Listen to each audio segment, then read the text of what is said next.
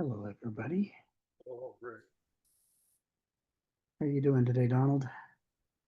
Pretty good. Pretty good. You know, I may have had too much B3 last week, but I had really struggled to understand the difference, what was distinctive about spiritual values. And this paragraph was so cleared things up, that I got overly excited. I'll try to restrain myself.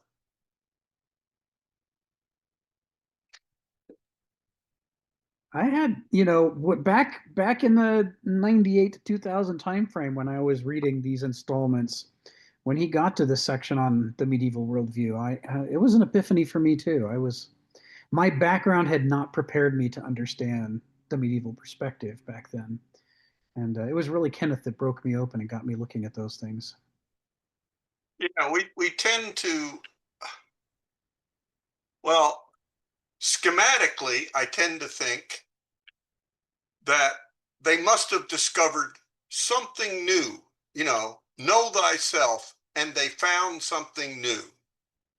That's kind of in the schema what has to happen. But I couldn't find, I'd had medieval history and what I just looked at. It really was a dismal, dark time, and these people didn't discover anything. They were undiscovering things at a high rate. What could they have contributed? Especially this to be the age of spirit, What does that mean? And this was really helped my understanding. So I enjoyed last week, and if you want to recapitulate it, that would be fine too. Well, Yeah, I figure we'll give it another minute to make sure everybody's joined, and then we'll kick in. But we'll start by recapitulating the end of paragraph 3, where he makes his kind of partway summary of his points so far.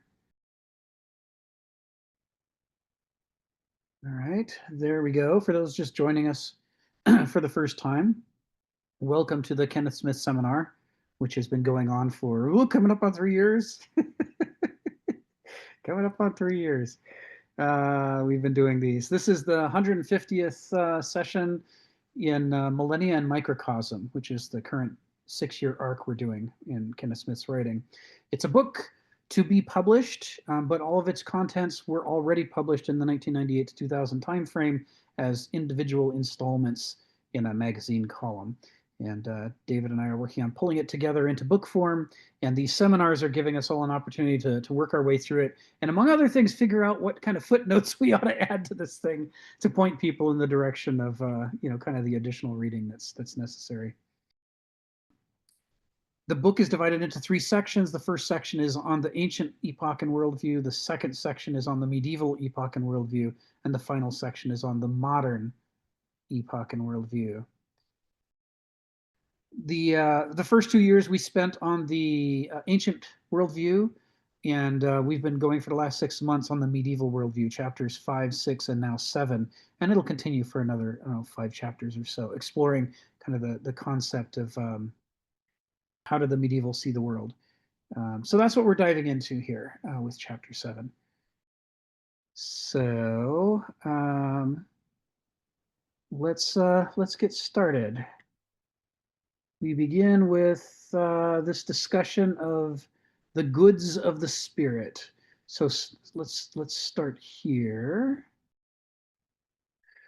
All right, so we've been talking about this is kind of key to the medieval worldview, is this idea that, first of all, that they're reacting against the ancient worldview. They're reacting, and by the ancient worldview, they don't mean at its peak, in its finest form, the way Aristotle would have preferred that people evaluate something. They refer to the way that they knew it, which was the last 500 years or so under the Roman Empire, especially the last several centuries under the Roman Empire, as it got increasingly corrupt and incompetent. So their conception of the ancient worldview was in its kind of rotting, decaying form. And the medieval worldview was created in reaction against that. And so part of their critique is that what they see in there's kind of two major areas of focus, and one of them is that although the ancients appeal to the idea that nature knows how to make things work, and so what you should be looking to do is to, in politics, have somebody of superior nature govern the rest. What they actually see is that the worst are raised to the top. And they express this as the idea that human beings are corruptible, they're unreliable. You can't trust them to do the right thing. And from this, they developed the medieval theology that says, yes, but God is incorruptible. God is perfect. He's all knowing. He's all good. He's all powerful. And so, therefore, we should put political affairs not in the hands of men or in the hands of nature, but in the hands of God. That's kind of the premise of the ancient worldview. And what we're exploring in chapter 7 here is this idea that to go hand in hand with that, they had this concept of the difference between the values of the natural and human worlds on the one hand, and the values of spirit on the other. And so the critique that we're seeing here, starting with sentence 7, he's talking about, is this idea that, if we have a pie and we want to share it among all these people, we have to cut it up into smaller and smaller slices. If I want half a pie, but I have to share it with all of you, it's not going to work out because there isn't enough to go around. And so this leads to zero-sum thinking, where people get competitive with each other and think the only way for me to get what I want is to take away what you want, as the sort of premise. And the medieval critique is that that's typical of value systems that are centered in material economic goods, human value systems. They say the difference is that spirit is not constrained in that way by finite limitations. Spirit can be shared. We can love one another, as Jesus tells us to do, and it comes without being at the expense of anyone. In fact, if we love one another and there's more people present, then what happens is, more of us, there's more love to go around because there's more of us to do the love. So this is kind of central to this idea of spirit, and it manifests in other ways as well. So this is why he says, spirit, by contrast, has a higher and richer kind of power than the worldly can even imagine. He says, it spends itself in generosity, like the giving of all good and needful things, which was the act of divine creation. Goods of nature and the economy, material goods, are finite. Either one person takes them or another takes them. And once used or enjoyed, they are consumed or lost. He then continues, but goods of the spirit are synergistic. They live and grow greater in the process of being shared. Jesus, by this miracle, alluded to an entire dimension of spiritual being by which humans enhance one another and live in mutual strength and health, and do not advance their desires at the expense of those who lose or are excluded. And then he wraps up. This is the culmination. This is where we ended last week, is with the culmination of paragraph 3 is sentence 12, when he says, it is not necessary that human beings should have a negative or attritional value for one another, or be bound to live in vicious competition by which everyone is diminished.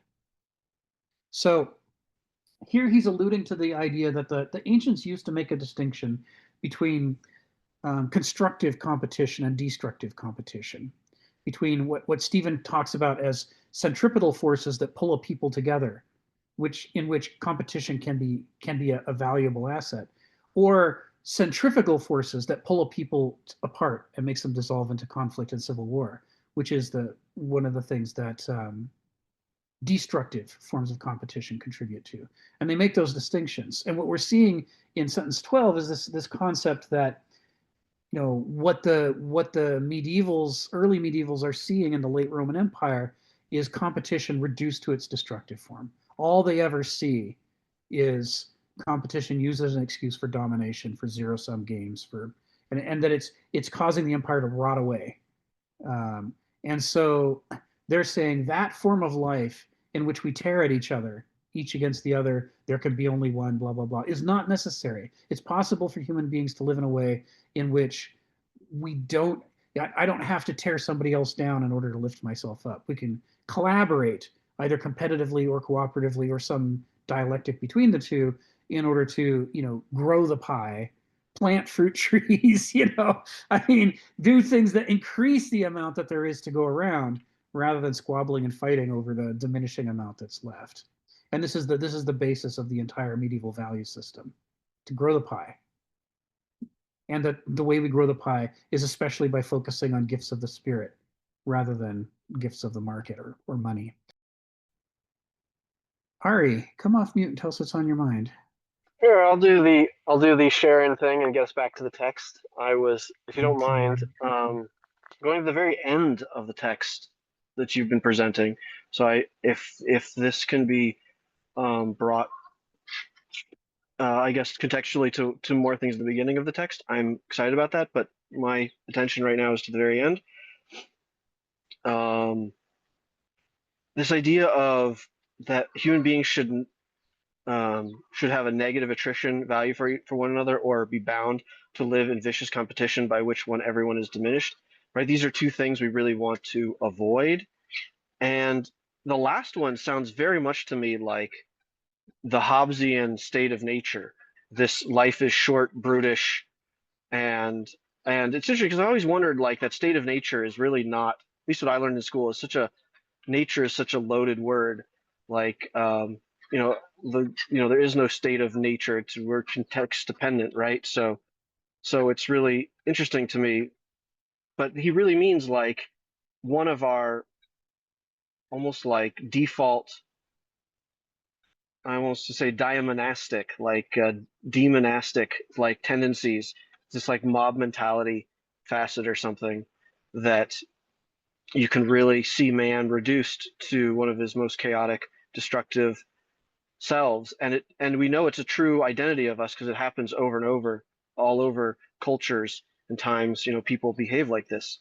It's actually kind of one of the things I call the terrifying places of the mind, to think that I could be in a place at a time where essentially my free will is overtaken and I act like this, right? I'm put in such a position that I'm so reduced that I could behave like this. Is, I think, a reasonable thought experiment for everyone. Not a pleasant one. It gives you indigestion, but it's one of the hard truths. So, like, how would I behave in such a horrible situation? I should be very fortunate, thankful that I'm fortunate. I don't have to deal with any of this kind of stuff in my peaceful, ordinary, go grocery shopping, earn a living kind of life. But I really kind of wonder if, to me, if you, speaking for Kenneth, would agree that he's talking as this Hobbesian sort of mentality of, and to some degree, it sounds a lot like the argument of the Leviathan in certain ways, that we have to give over certain things for the sake of the group. We can't just behave as individuals, and to some degree, it would sound like certain types of culture or religion do that. And he's almost been making that kind of argument throughout this, terms of like, what does religion do? And I kind of wonder if we don't really talk about the Leviathan or Hobbes much as a popular person. We talk about things like Hegel and being in time, and I miss Phil, but I feel like Hobbes really deserves some sort of mention here. He's also, to some degree, I mean, I don't know when you put him in the modern times, or if he belongs. Yeah, okay, he belongs modern. Okay, so he doesn't belong in the conversation yet. But it sounds to me like he's hinting at this already, that giving up, it's almost like believing in the Christian way is the Christian monolith that is this genocidal thing, is the Leviathan itself in this case, almost. Those are some thoughts. But I'm at the very end. I would have some questions if we could expand on the other part of that, which is have a attritional value for one another, where humans should not have a negative attrition. Like, what is the scenario where we're reduced to that attritional value? Is that just like the money sort of treating people as means and not ends? Is that all that's really saying? Or is there something more and really worth expanding on that other part of that last sentence? Thanks, Yeah, that's all. he's found a way to basically rephrase some old terms that we take too much for granted, like zero sum. What is zero Uh, sum thinking? And zero sum sounds like neutral, but that's the opposite of what it means. Zero sum means there's only so much to go around, and the only way for me to thrive is to hurt you. I have to take your yeah, stuff. yeah, And so yeah. that's attritional, right? I mean, I'm supposedly meeting my ends, but at the cost of, destroying your ability to meet your ends. And what this zero sum thinking has to it from the ancient perspective is that it misunderstands the nature of health. It thinks that an individual can survive on his own, like the God of Genesis before the creation of the cosmos. That we don't need anybody. That we don't need the ecosystem. That we don't need other members of our species. And so, therefore, it's okay for me to live parasitically by damaging everybody else's health in order to prop up my own. That idea that counts as a good thing to pursue, very Ayn Randian, very Gordon Gekko, as Stephen points out. That is the Greeks would consider that evidence of an incompetence to understand what health is, because they have this idea of holarchy, that we aren't just a whole ourselves, but we're also members of a larger whole. We are organisms, but also we contribute to creating a larger organism. And so we can't evaluate our health in isolation. It's among the things that we need to evaluate health. But I also have to evaluate your health and Geneva's health and Donald's health. And are our relationships healthy so that we're creating a healthy seminar together as well? And it's only when we take all of those factors into account holistically that we can really answer the question, is this behavior that I'm proposing to engage in healthy behavior and not healthy behavior? The moment I fall for the Ayn Randian delusion and start thinking that none of the rest of you matter, only me, that's when my value system becomes attritional. And I shift from constructive competition, like the Greek athletes egging each other on in the race, to destructive competition, where I start putting thorns in your shoes and tripping you and trying to make you fall so that I can create the illusion of victory for myself. So yeah, I think you're absolutely right on, Ari, when you cite Leviathan. I mean, that nasty, brutish, and short, that concept of nature is the kind of concept of nature that these early medieval critics of the ancient worldview had in mind. And there's no reason they shouldn't, considering how appalling the late stage Roman Empire was to live under. It was dreadful. If that was the ancient worldview, then all it really offered was nasty, brutish, and short. That might be doing Ayn Rand a disservice. I might be oversimplifying, but the general idea that the individual should survive at the expense of the whole, that the whole doesn't matter at all and the individual matters entirely, is a non-dialectical concept of health that the Greeks would have been disgusted by. In fact, they had a tendency to exile people like that from the polis. Said, you are obviously not interested in participating in the polis. Go be an individual somewhere else. If you want to be a Greek competitive individual, you have to both be an individual and a member of the community. I think it's Aristotle, I think, who says that a man without politics is either a beast or a god, because either he's a god, so he has a kind of self-sufficiency human beings are incapable of, or he's incapable of working together to create a larger organism. He's just a interchangeable unit.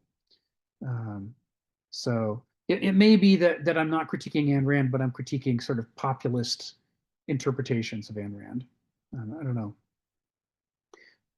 But yes, Leviathan. It's an excellent source, Ari. I was having a talk with my father while I was walking around Green Lake with him yesterday, and we were talking about how people who don't spend any time in nature often assume either that nature is red in tooth and claw exclusively, or that nature is a beautiful harmony in which the lamb lies down with the lion and everything goes great exclusively.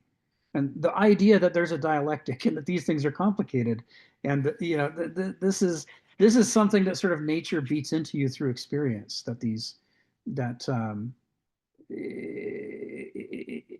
It's neither a utopian fantasy nor a dystopian fantasy. It's neither of those things, but it's that it is a very complex, shifting dialectical set of harmonies.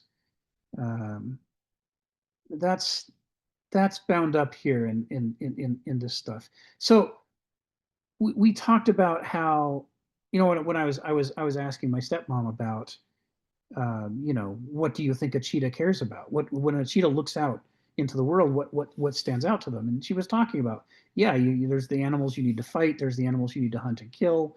Maybe you like sleeping, things like that. And I said, yeah, but there's more to it than that. That's just the red in tooth and claw prejudice, because there's more to it than that. There's also the cheetah and its cubs, and the lengths that it goes to protect them and to feed them and to nurture them. And then there's also the way that cats get into a cleaning frenzy. They have to be clean. They can't be stealth hunters if they reek. The prey will sense them coming. But the cleaning frenzy itself isn't done with them thinking kill, kill, kill. This will help me kill. As a kind of Hobbesian interpretation would suggest. But instead, it's its own drive.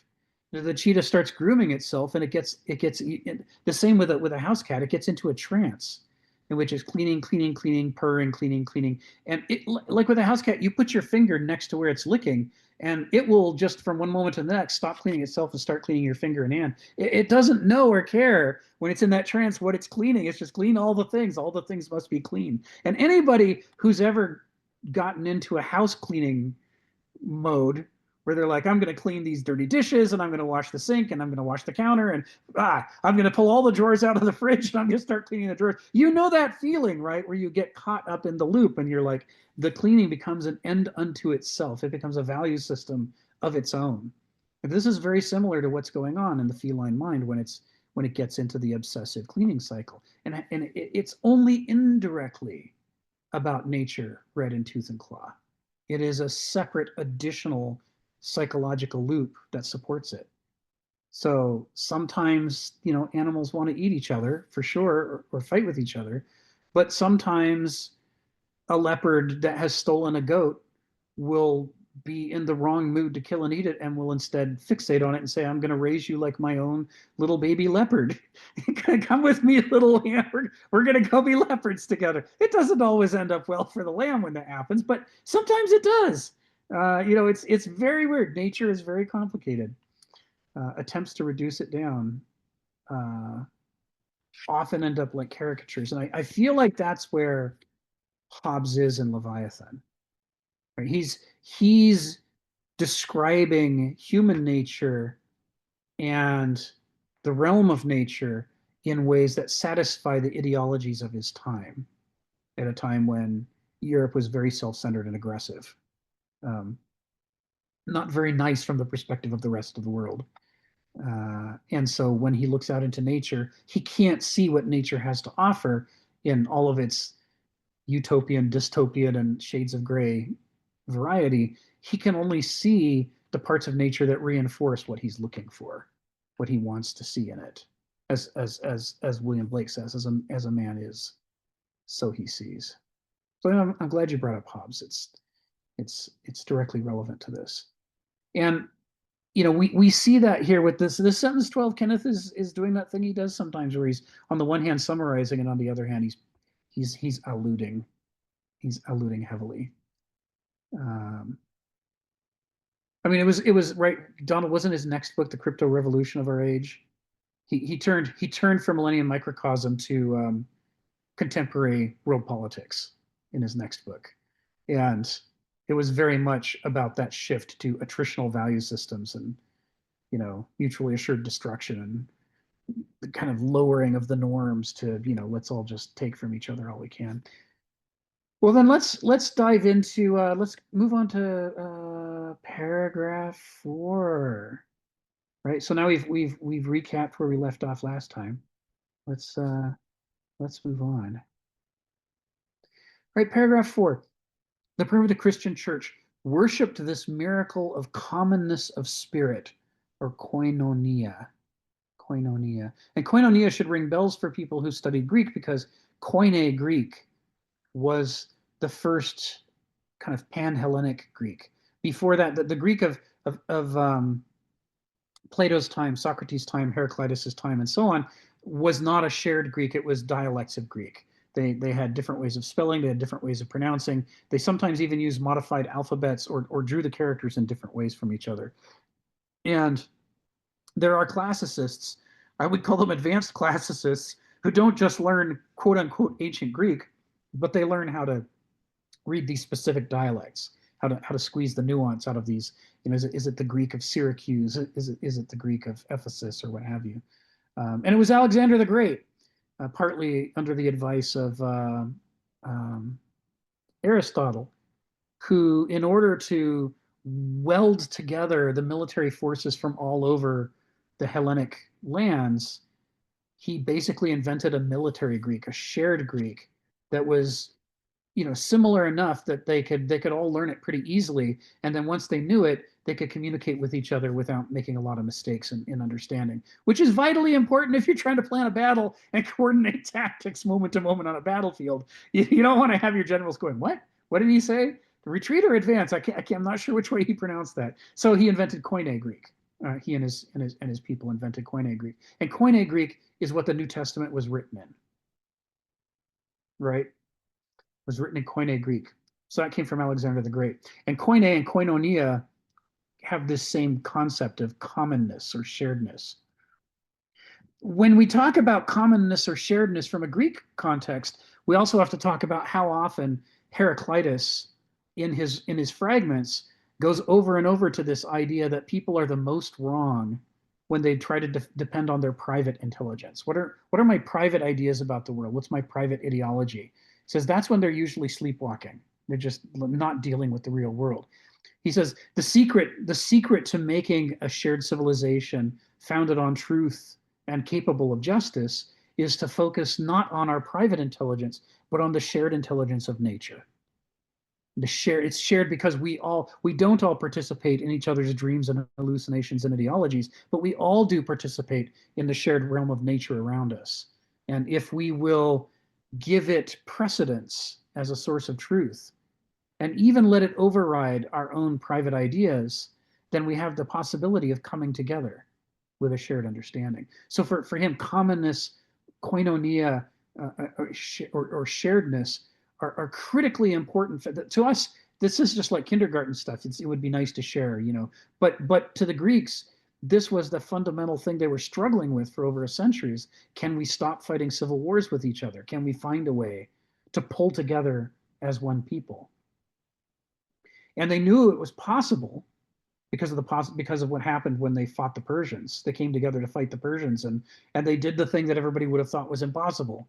These scattered, crazed, uncivilized, backwoods lunatics from the Hellenic Peninsula managed to defeat the mightiest empire on earth.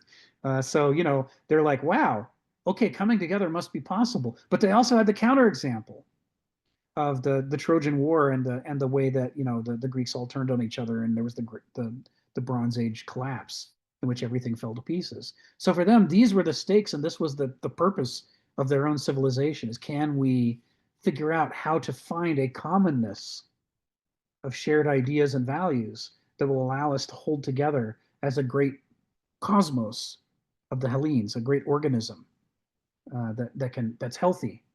Or is it going to fail and we're going to fall to pieces?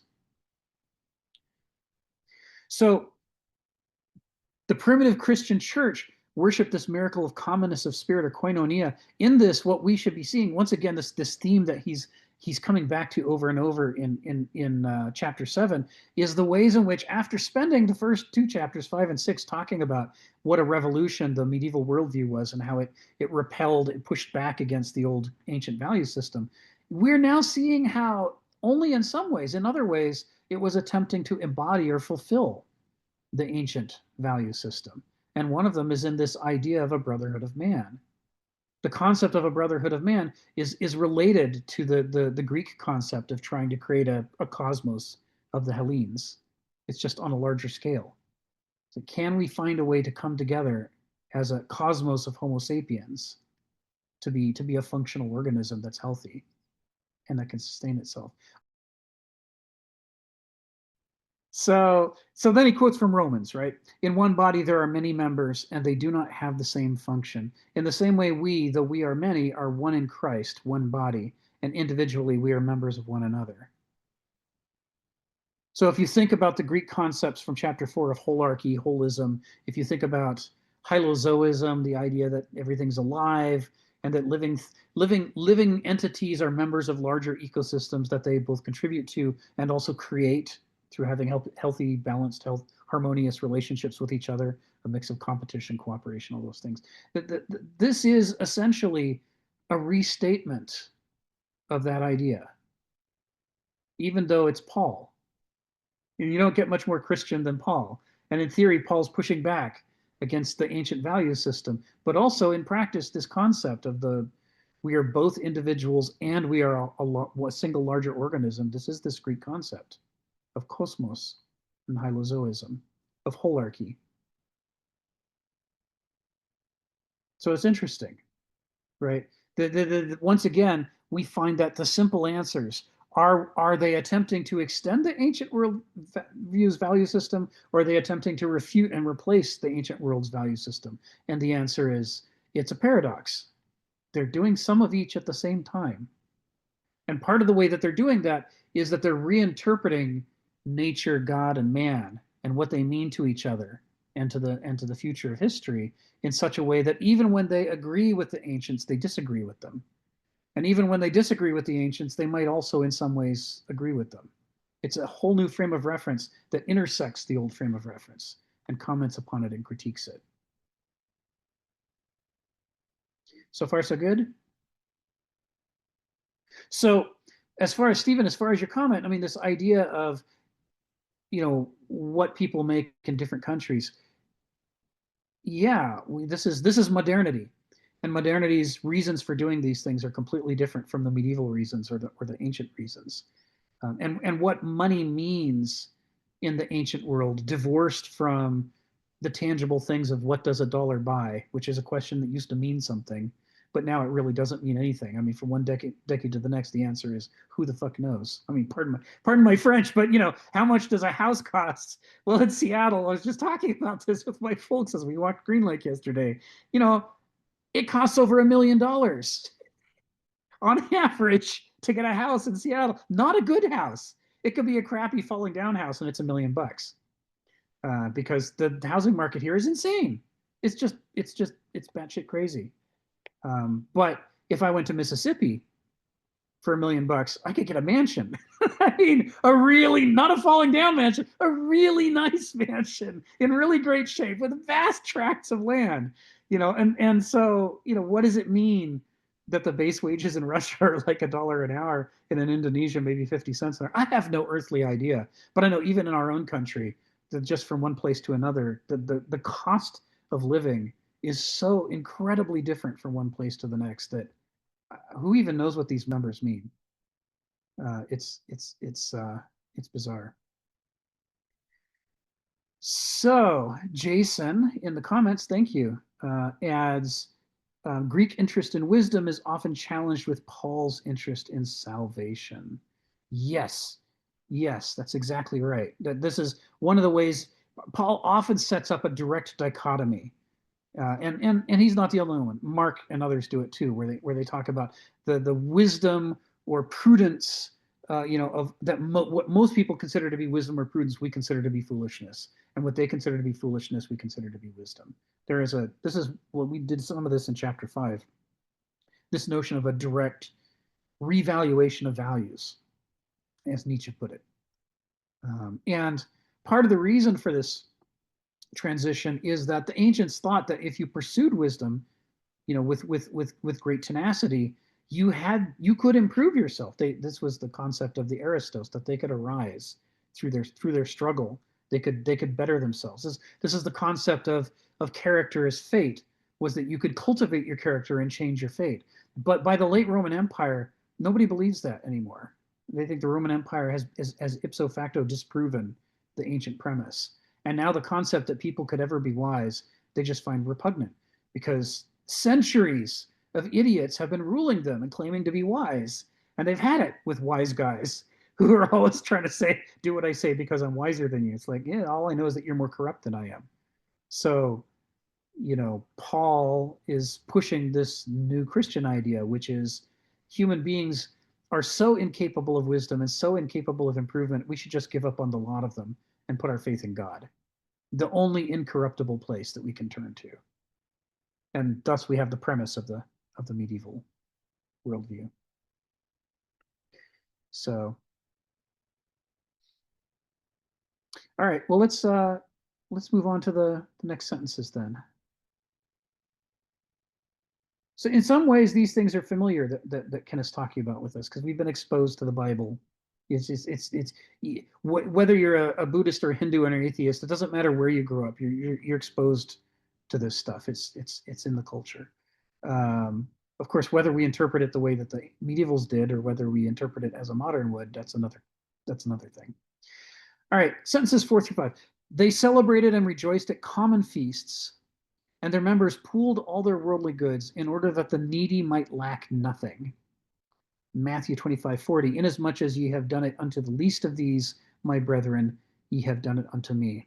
Such communism was a severely logical expression of the way spirit transcended the finite forms of worldly life and mentality. And then he points us at 2 Corinthians 8, 9, and 10, and 13 and 14. And of course, this use of the term communism, Kenneth is being deliberately provocative. He's using the same term that Mao and the Soviets use, but he's doing it in order to needle us. Do you believe that every time someone says communism, they mean the same thing? What do these words mean to people? That's the question he wants you to ask, right? He's always asking us to examine our terms and figure out what we mean by them.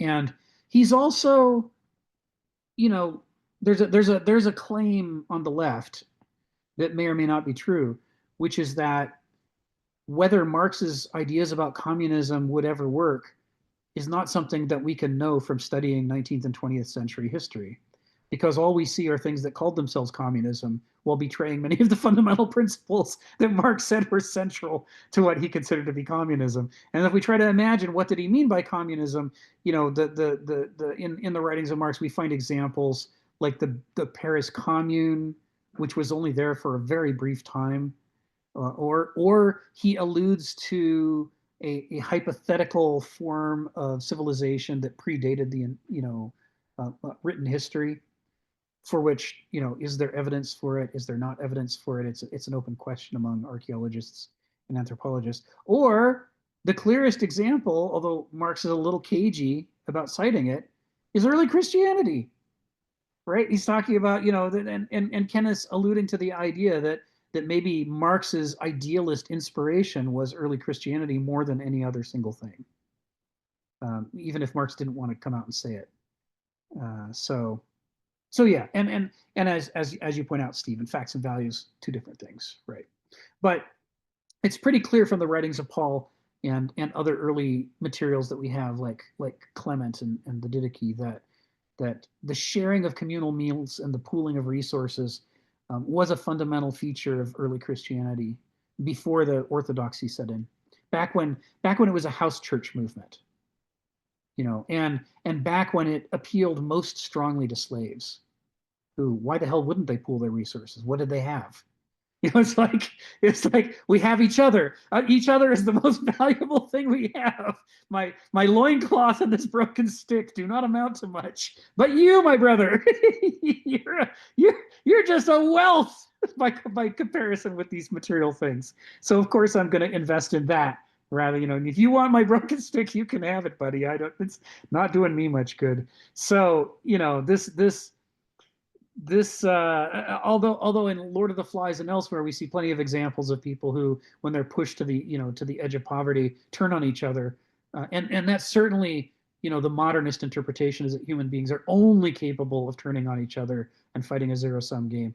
Our own history shows otherwise, that how people react, and this is an ancient idea, depends on their character. What is in your character determines how you interpret the world that you're in. And if your character looks out onto the world and sees nature red in tooth and claw and life nasty, brutish, and short, then yeah, you probably turn on each other. But not everybody has that character. Other people have a character of abundance, and they see that if you plant trees and you plant corn and you save the resources for the ones who are like the kid with the broken leg gets more resources to help them recover, because after they recover, then they can contribute to society. I mean, people who kind of manage at that level look at the world and see something different than the ones who see a zero-sum game. And the point that he's trying to make here is, in this religion of poverty, from the time of James and Paul and Jesus, It was the logical thing to do, to focus on sharing what little you have in common to try to help each other survive. And it's part of why the religion grew so fast. I mean, who was the majority of the late Roman Empire? Slaves. And they're appealing to the majority by doing this. And it's part of why the early church fathers deliberately refused to write in the language of Cicero. They didn't want to write High Latin. They specifically wanted to write Vulgar Latin. They wanted to write the Latin of slaves and commoners. That's their audience. They know who they're talking to. They know who their focus is. They know where their growth area is. Or as a modern day writer would say, they know their market. They know their readers. And their readers are hungry. so they say, come and eat, buddy. Let's address your fundamental problem first. We'll teach you to fish some other day. All right, next up in paragraph 4. Even those remote from Christian ways were astonished. Aristides, a non-Christian, said in defending Christians before the Emperor Hadrian, if one of them is poor and there isn't enough food to go around, they fast several days to give him the food he needs. This is really a new kind of person. There's something divine in them. Right? Because to somebody who can only think in zero-sum ways, witnessing people doing otherwise just seems bizarre. It seems unnatural, inhuman, divine, right? And when he uses the word divine, he's not using it in the way that a medieval would use it. Aristides is using it in the way an ancient would use it. And again, one thinks of Heraclitus when he says, human nature has no real understanding. Only the divine nature has it. And that's the divine he's talking about here. That they're able to, although in theory we're talking about many people, many of whom are slaves, they're behaving in a non-slavish way. Right? The Greeks see the shift from doulos to banausos to aristos as having, for them, less of the bestial and more of the divine. And so another way to say this is that they're saying there's something eristic in them, that they can distance themselves from their appetites enough to deliberately fast because they know that they can survive it, so that they have enough to give to the person who's in exceptional need temporarily. So that person gets through their crisis and comes out the other side and is able to return to the community as a healthier person. That ability to not be governed by your appetites was highly respected in the official value system of the ancient world. It was considered the sign of an Aristos. Aristotle talks about if you find somebody who has the social status of a slave, but they behave in an eristic fashion, you have a duty to correct their placement in society. They should be lifted up. They shouldn't be treated as a slave anymore because they don't have the character of a slave. They have the character of someone higher than that. They should be liberated. Hell, maybe they should govern. You got to follow, as Donald says, follow them around and see what they do. If they behave like an Aristos, maybe you should appoint them, emperor. Maybe that would be a better choice than whatever idiot is governing us right now. Not that Aristides was going to say that to Hadrian. Ari, come off mute and tell us what's on your mind. You triggered a question of mine that I've been thinking about asking for this group for a while now. Seems to lead to a paradox. Is that under the assumption there are no more Aristoi around anymore? I think that's the right Aristoi, Aristos, right anymore. So you kind of have this like chicken and the egg problem that like, okay, I'd also maybe argue that there probably weren't Aristos in his time either, if he's correcting all of the lack of aristocratic sort of proper humanly behavior in a certain sort of almost magical thinking way, like an Ubermensch. There may have never been an Aristos in the history of mankind, except one might argue in the type of story that someone like Jesus Christ, right? There's only been one Christian and that guy died on the cross kind of idea. Right, that he's the only Aristos that ever lived, and there's never been another, something like that, right? But assuming this case that there are no aristocratic people to learn from, So you don't, as you know, you need one to see one and watch what they do in order to see how to behave, right? If there aren't any of these people around, that means you can't learn how to become one. But more importantly, how would you know even if there was? What if this happens that all of a sudden shows up in Aristos walking around, starting doing aristocratic things? How would you know? Are you just following this rule book that like someone again, they don't really know either. They're just making up a bunch of rules that they think are probably the definition of an Aristois, but maybe if they've never really seen a real one, they don't really know either. To me, I like this. I think this is my own idea, but I like this mythology based on a very silly movie. Uh, but it's called Putting a False Horn on a Real Unicorn. If real unicorns exist, but they just look like horses, how would you know if there was a real unicorn around? How would you know if there's an aristocratic person hidden in the midst of the regular horses? So then you have to do is you have to take a guy like Jesus Christ and you put a false horn that everybody can see. You put a false horn on a real unicorn, right? So you don't get to see like so anyways, it's just a weird idea. But I feel like it leads to a paradox that if there are unicorns around, but you don't know what they look like, how would you ever identify them? Right? How do you even have the concept of unicorn in the first place if you've never seen one before, right? These are weird, really weird questions.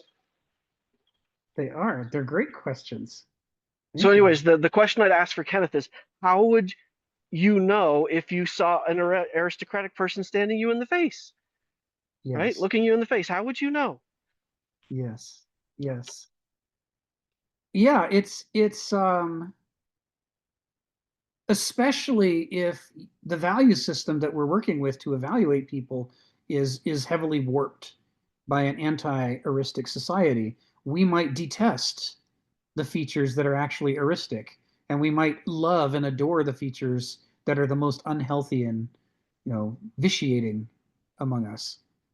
Uh, for example, one could look at recent U.S. elections and say, "Wow, a lot of Americans are very confused about how this all supposed to work." And this goes to the heart of the ancient Greek critique of Homo sapiens, which is if we had sophrosune, we could rely on our intuition to tell us when we are in the presence of an Aristos.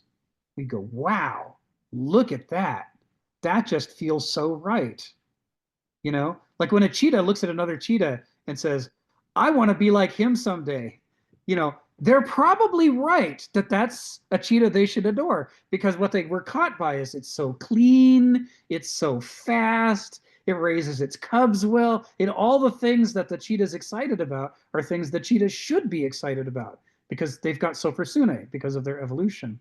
The problem is Homo sapiens doesn't have any sophrosune. All we have is our enthusiasms, and the enthusiasms could come from anywhere. So, I could think the greatest possible person is the one who has the greatest Magic Gathering card collection. Wow, I want to be like him someday. I want to have all the cards. And we're like, oh, dude, it's like maybe there's so many other things you could be doing. Why is that what you adore? And the answer is because I'm Homo sapiens. I don't know what the hell I'm supposed to adore, right? I mean, the question you raise is a real challenge.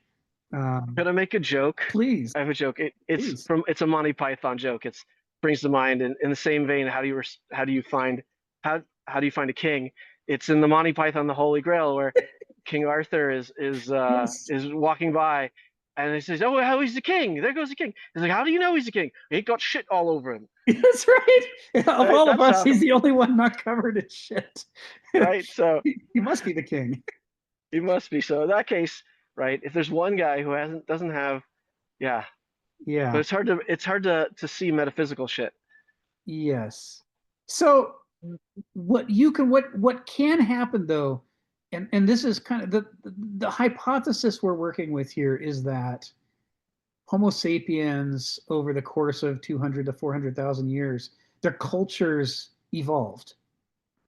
I mean, evolution isn't a strictly correct term because that only applies to biological species, but they sort of evolved. Hang on, I have to throw this for the cat. They sort of evolved. And the reason they evolved is when you're living close to the line of survival, you have a lot less room to screw up. You have to get a lot more things right. And the ones who got a lot of things wrong, those cultures died out because they were so close to the survival line. And so even though it's cultural rather than biological for maybe for the majority of the time that human species has been around, something like evolution has been able to whittle away at the value system of human beings. And even though different cultures all over the place are different from each other, they each of them, to some extent, was a product of evolution and formed some kind of semi-cosmos, to use the Greek terminology. Now, once you've got one through such irrational means, the consequence is that the value system that it teaches its children is at least partly correct to get you out of the gate. And from a foundation like that, you're in a position to be able to kind of empirically investigate what innovations improve things and what innovations make things worse. In other words, it helps if you've got part of the picture to work with. It's like having part of a puzzle solved, and then here's the rest of the pieces, plus some other pieces that don't belong. And you might be able to figure out which ones don't belong because they don't fit with the parts that are working. What's hard for us is that modernity is the result of thousands of years of deconstruction of traditional culture, sort of tearing it to pieces. And so as a result, we're sort of less prepared than anybody ever has been to form these kinds of accurate intuitive value judgments.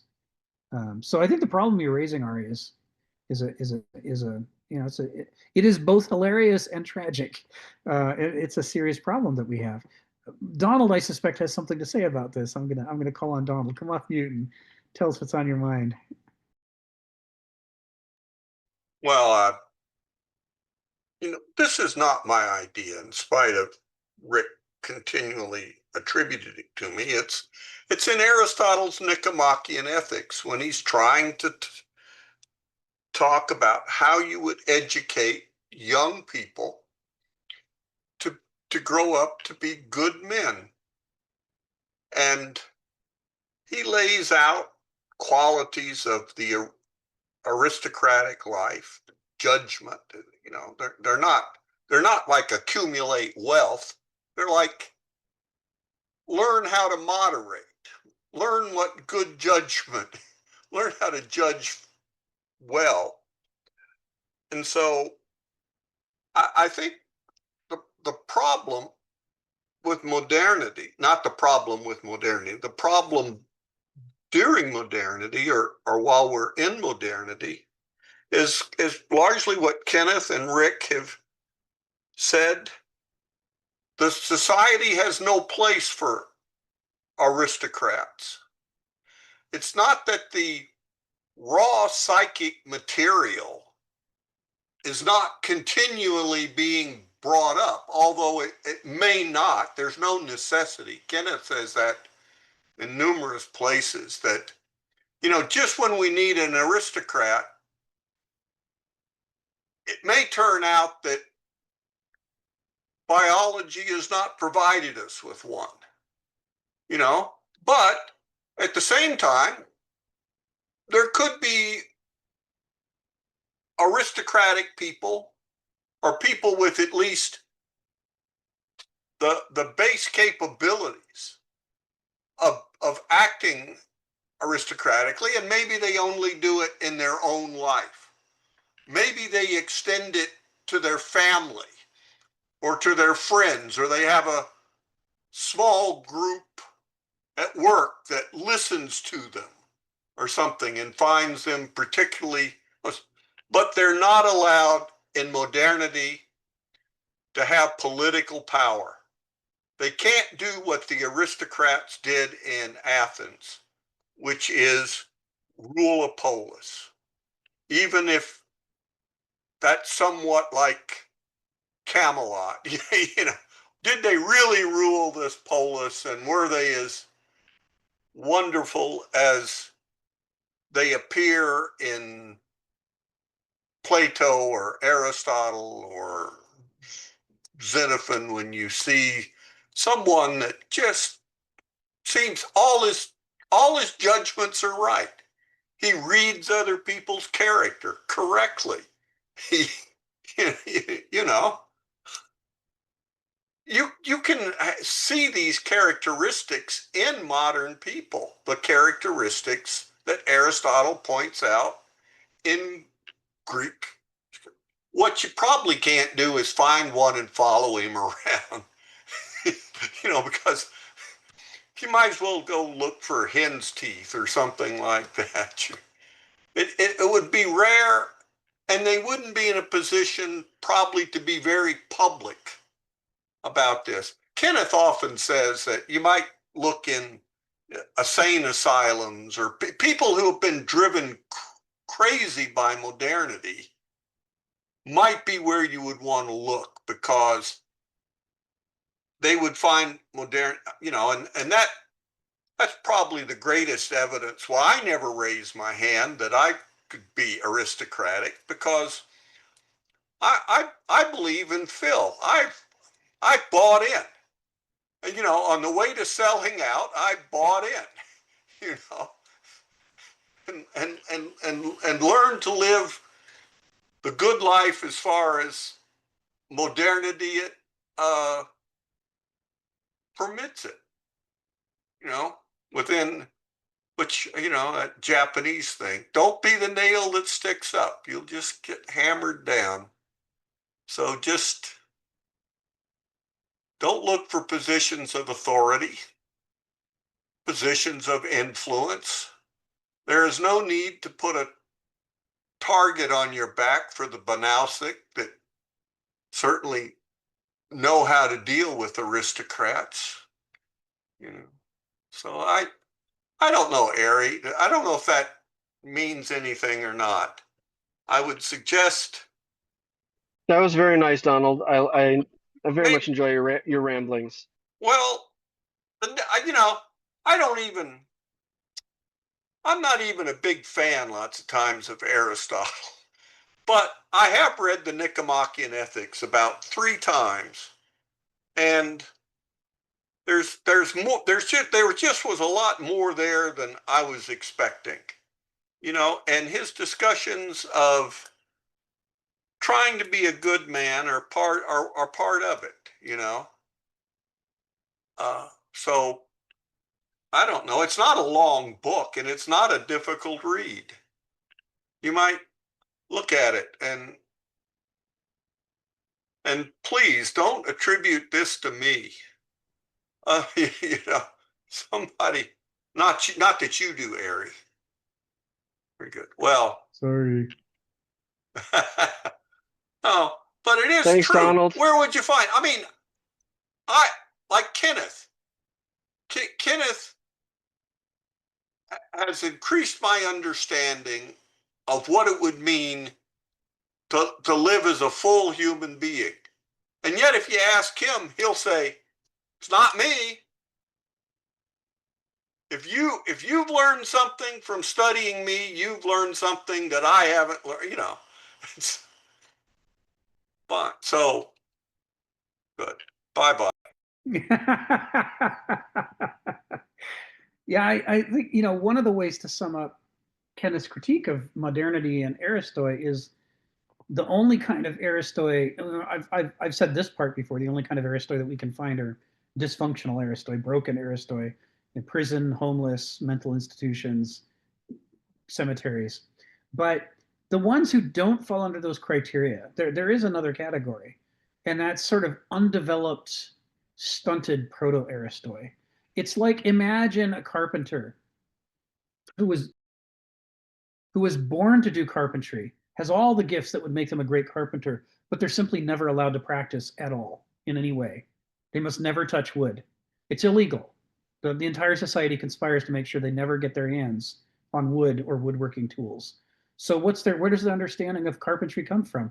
Reading the works of the great carpenters of the past, studying what they built, which is now falling apart because it's been so long, but reading their manuals about, this is how you frame a window, it's how you hang a door. And they're like, somewhere in here is something wonderful. And if only our society, would let us do this, things could be great. And everyone goes, yeah, sure, Pops, whatever you say. Because, the proof is in the pudding, and they will never be allowed to produce any pudding. It is not just through book learning and not just through temperament and character, but through praxis. that someone becomes what they are. A cheetah who never runs is some kind of defective cheetah. And you wouldn't want to follow them around as an example of how to be a cheetah. It's like they never go anywhere. It's like a cheetah doesn't go anywhere. What even is that? No, I might say, if we look at what Plato in Training the Guardians in the Republic, well, these guys are 50 years old, or women. It's not sexist. It's men and women can all get to be guardians. And you think, oh well, then you go read the Nicomachean Ethics. Aristotle, it's not young men that become heuristic, it's a lifetime of training and stuff. There is a great deal of agreement among the two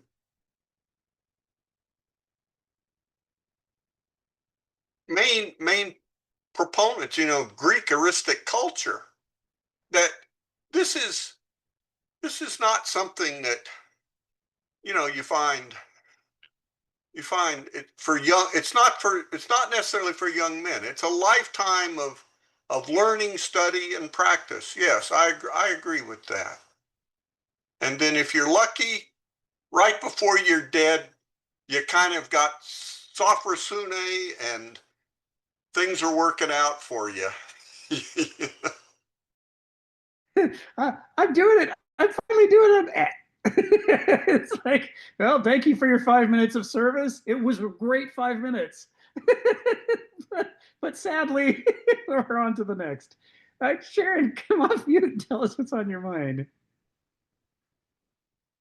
I think Donald just said all of what I thought, because I really believe that the development, and this is just my experience, this is no philosophical reading, the development of morality and character is a lifelong adventure. Mm-hmm. And it depends on what you start out with, what your parents, your experience, and more importantly, your reflection. Now, I'm looking through the reading here, and we're talking about Christianity, etc.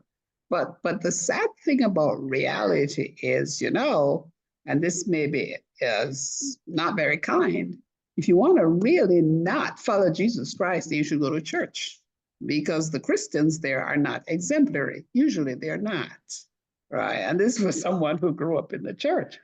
And I think the sentence that follows after this in the reading here, where it says, but how in truth are humans capable of rising above the clawing narrowness of ego to form some moral and psychic sense, whose members love one another every bit and fully as they love themselves?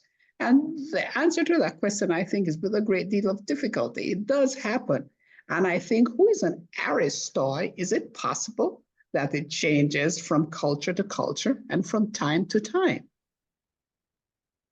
Yes. Thank you. Thank you, Sharon. Yeah, it's if the Greeks are right, which they may or may not be, and if these early Christian writers are right, and they may or may not be, then even though we lack sophrosune and lack the instincts in general that would give us a reasonable intuition about Aristoi and sophrosune, we aren't entirely hapless. We still have, Kenneth likes to say that the best, noblest things that happen in the modern epoch happen because modernity hasn't finished digesting and eliminating all the traditional values. There's holdovers from the medieval epoch, holdovers from the ancient epoch, holdovers from the indigenous peoples that are still sort of floating around undigested in modernity. When people attach themselves to those value systems, other people look at them and go, wow, now that's admirable. I wish I could be like that. There's something in us. If he's right that evolution has deliberately, quote unquote, I mean, to the extent anybody can say evolution does anything deliberately, but if for adaptive reasons Homo sapiens has not been produced in a single common model in which we're all identical and equal, nor are we produced in a purely random bell curve scattering of possibilities, but if instead the randomness of our diversity hovers around three strange attractors, the douloi, the banausoi, and the aristoi. The argument that Kenneth would make and the Greeks would make is that this is because there is an evolutionary advantage to this. From a Greek perspective, there's a teleological purpose to this. And that if that's true, then we are adapted, we as a species, to enable those developments. There will be things in our evolution that will make it possible to be drawn that way. So one of the examples is, how come when people are challenged, they don't all give up? Right? Some people, sure, plenty of people, and everybody under certain circumstances, when challenged, will give up. That's too hard. But sometimes when people are challenged, something in them gets contrary and fierce and goes, no, damn it, I'm going to try again. Now, how many times did it take you to learn to ride a bike? How many times did it take you to learn to swim? Whatever the things are that you did, something in you got hungry when you were challenged, when you struggled, when you made mistakes. And that quality, you can see that as well in a cheetah that's trying to learn to run fast. And boy, you know, people normally share the videos of the magnificent cheetah at its prime doing a magnificent chase and taking out a gazelle. What they don't show so often is the young cheetah trying to figure out how this is all supposed to work and utterly fumbling it, you know, tripping over his own feet, failing to do a turn, chasing after the fastest gazelle and being left in the dust. I mean, but if you find a great nature program, sometimes they will show you the trials and tribulations of the young as they're trying to struggle to develop this capacity in themselves, for which they were born with the potential, but not born with the realization. The realization only comes from study and practice and diligence. And the study and practice and diligence only come because the character of the cheetah craves doing that thing, craves it. They get a huge high from doing it right. And they even get a high from seeing another cheetah do it brilliantly, especially when they're young. And they're like, in their little cheetah way, they're like, oh man, that's the dream. I want to be that cheetah. I want to run that fast. So there's something in people that a lot of parents note, where a lot of children's literature makes the mistake of talking down to kids and trying to be all twee and babyish. And those books often aren't popular with children, although adults think they will be. Why wasn't Dick and Jane an enormous hit? It was sort of forced on kids. But things like Dr. Seuss exploded onto the picture because finally there was something that was not talking down to the kids, but was, you know, fun and interesting and hilarious. And a lot of what kids like to read about is being a competent adult.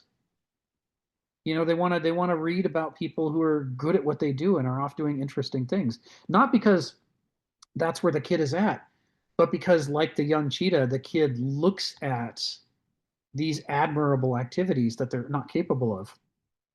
And some of the time, a certain percentage of them go, I want to stretch myself. I want that challenge.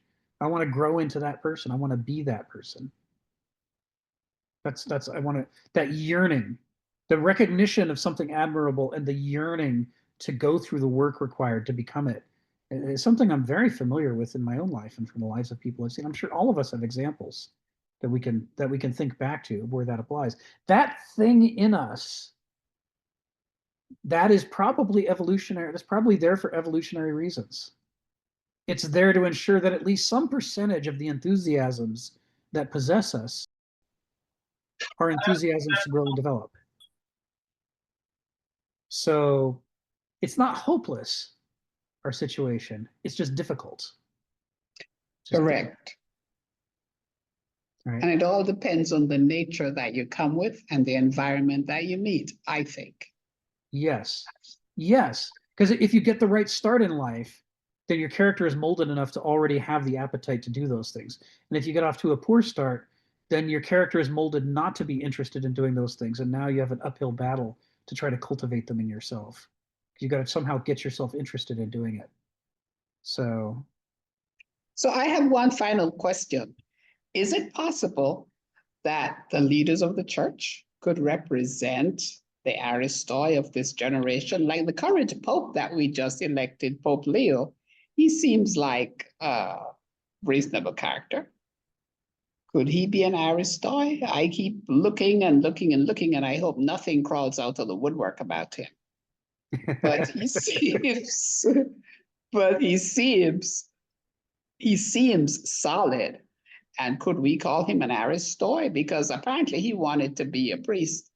Back to you're talking about the nature from he was a very, very young child. You know, he never wanted to be anything else. That seemed to have been his calling. And he stuck with it. So I'm asking. Well, whether he's an Aristos or not, no, we probably can't say. Probably not an Aristos per se, but at least he's trying for something aspirational. I think another example is the Dalai Lama, right? The Tibetans spent enormous amounts of time after the death of the earlier Dalai Lama searching children, looking for someone that they then select as the new incarnation. And whoever that person is, they then go through this long educational process with them to try to cultivate their character, to make them have what the Tibetans consider to be admirable qualities of character. So this is their attempt to produce an Aristos, by through that process. And of course, it's always interesting about Tibetan Buddhism that they're trying to produce exactly one Aristos, the uber Aristos that other Aristoi can follow around and see, what does he do? Let's do what that guy does. So there's, it's not an entirely lost thing. It's just, we don't see a lot of examples in the modern world where people like that are able to get power. All right, come off mute and tell us what's on your mind. Oh, so much is on my mind. Such a rich, delicious conversation. Let me get my video going. I'm first at home with 2 kids for summer, so this is a fun but challenging meeting. I've got competing attentions, but I think I can grab some space. It's only like 112 degrees outside here, so nobody wants to be out here. Yeah. Where It's are hot. you, Harry? Where are you? Scottsdale, Arizona. Yeah, it's pretty warm. Whew. You live there, Ari? I do live there, yeah. I live here in Arizona, yeah. So do I.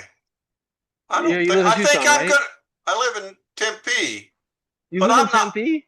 Wow, I had I'm no not idea. gonna go further north though, now that I know to avoid Scottsdale. Good for you. I'm glad you have the knowledge. That's good. Informed decisions are all about data. Yeah, yeah.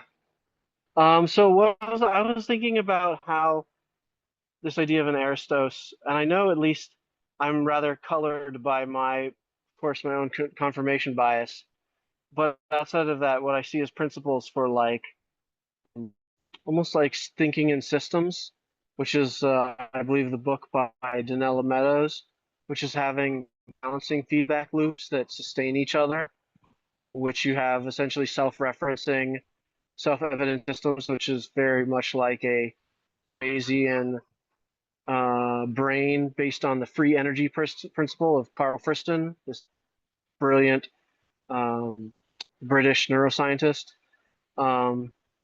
And it's this idea that you're having different states that are competing, and I think one of those are often understood through what we call a dialectic, right? These 2 states, and they look for the lowest state of entropy there that can be sustained and with healthy oscillations and all that kind of stuff. But oscillations are interesting. She talks about them are the signature of information being transmitted.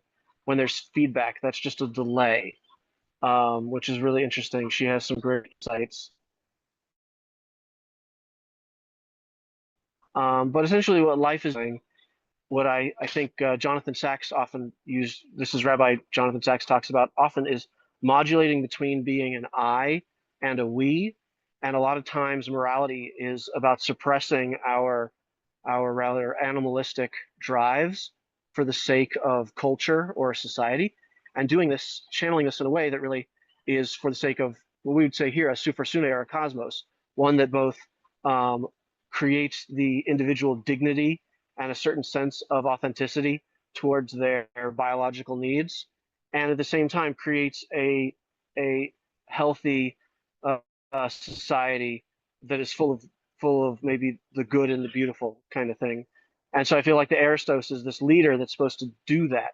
He's supposed to help people go from being an I to a we, while at the same time cultivating a strong sense of I in the same time. So it's like this paradoxical, yeah, they have a strong sense of self and they fulfill their own needs, but their sense of meaning and purpose is about, essentially being a politician in its true sense, like a teacher or somehow you are involved in the community. It could be officially like a priest, or officially like I don't know, a fighter or something, like a police officer. Theoretically, these people are that hold society together through this process. And so I'm just thinking, for the long, this is also Rabbi Sachs talks about how for the opposite what's going on of the individual and like an idol of now the self, and so it's just we worship the I now.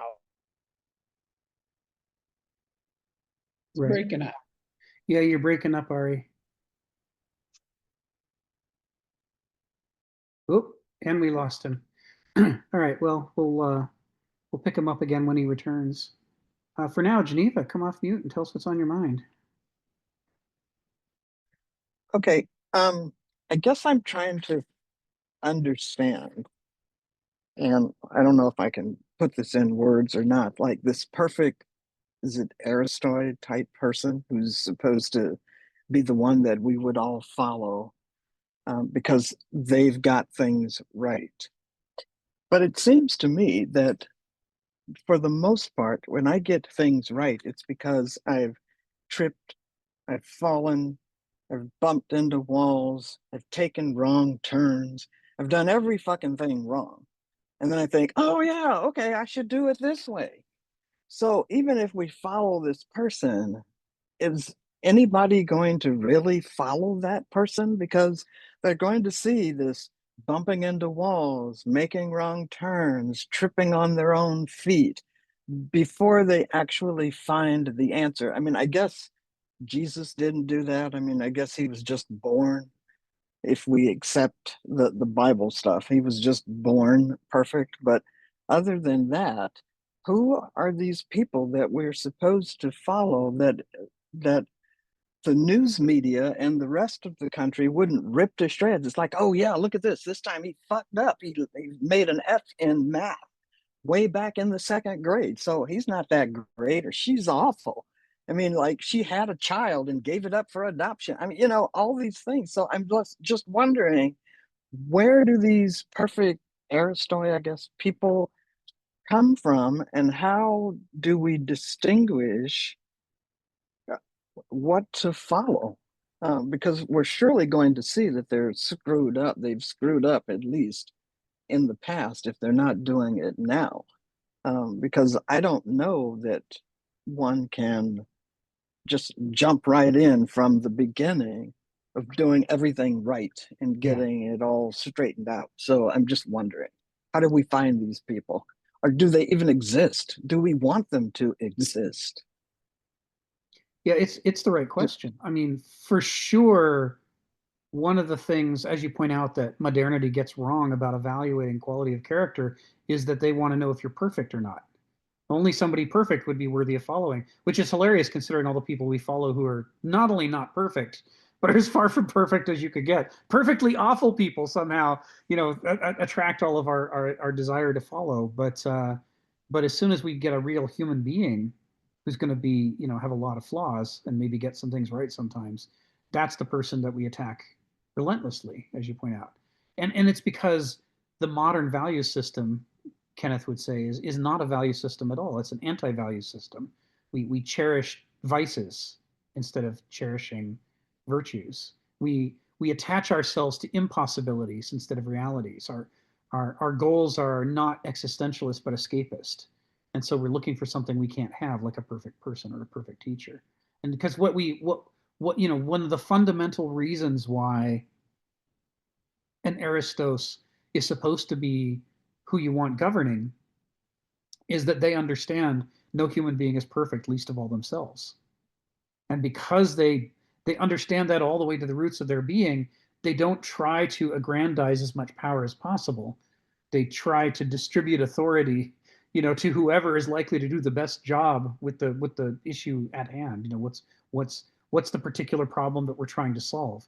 And they don't lie to themselves and others and say, I'm the perfect person with all the answers.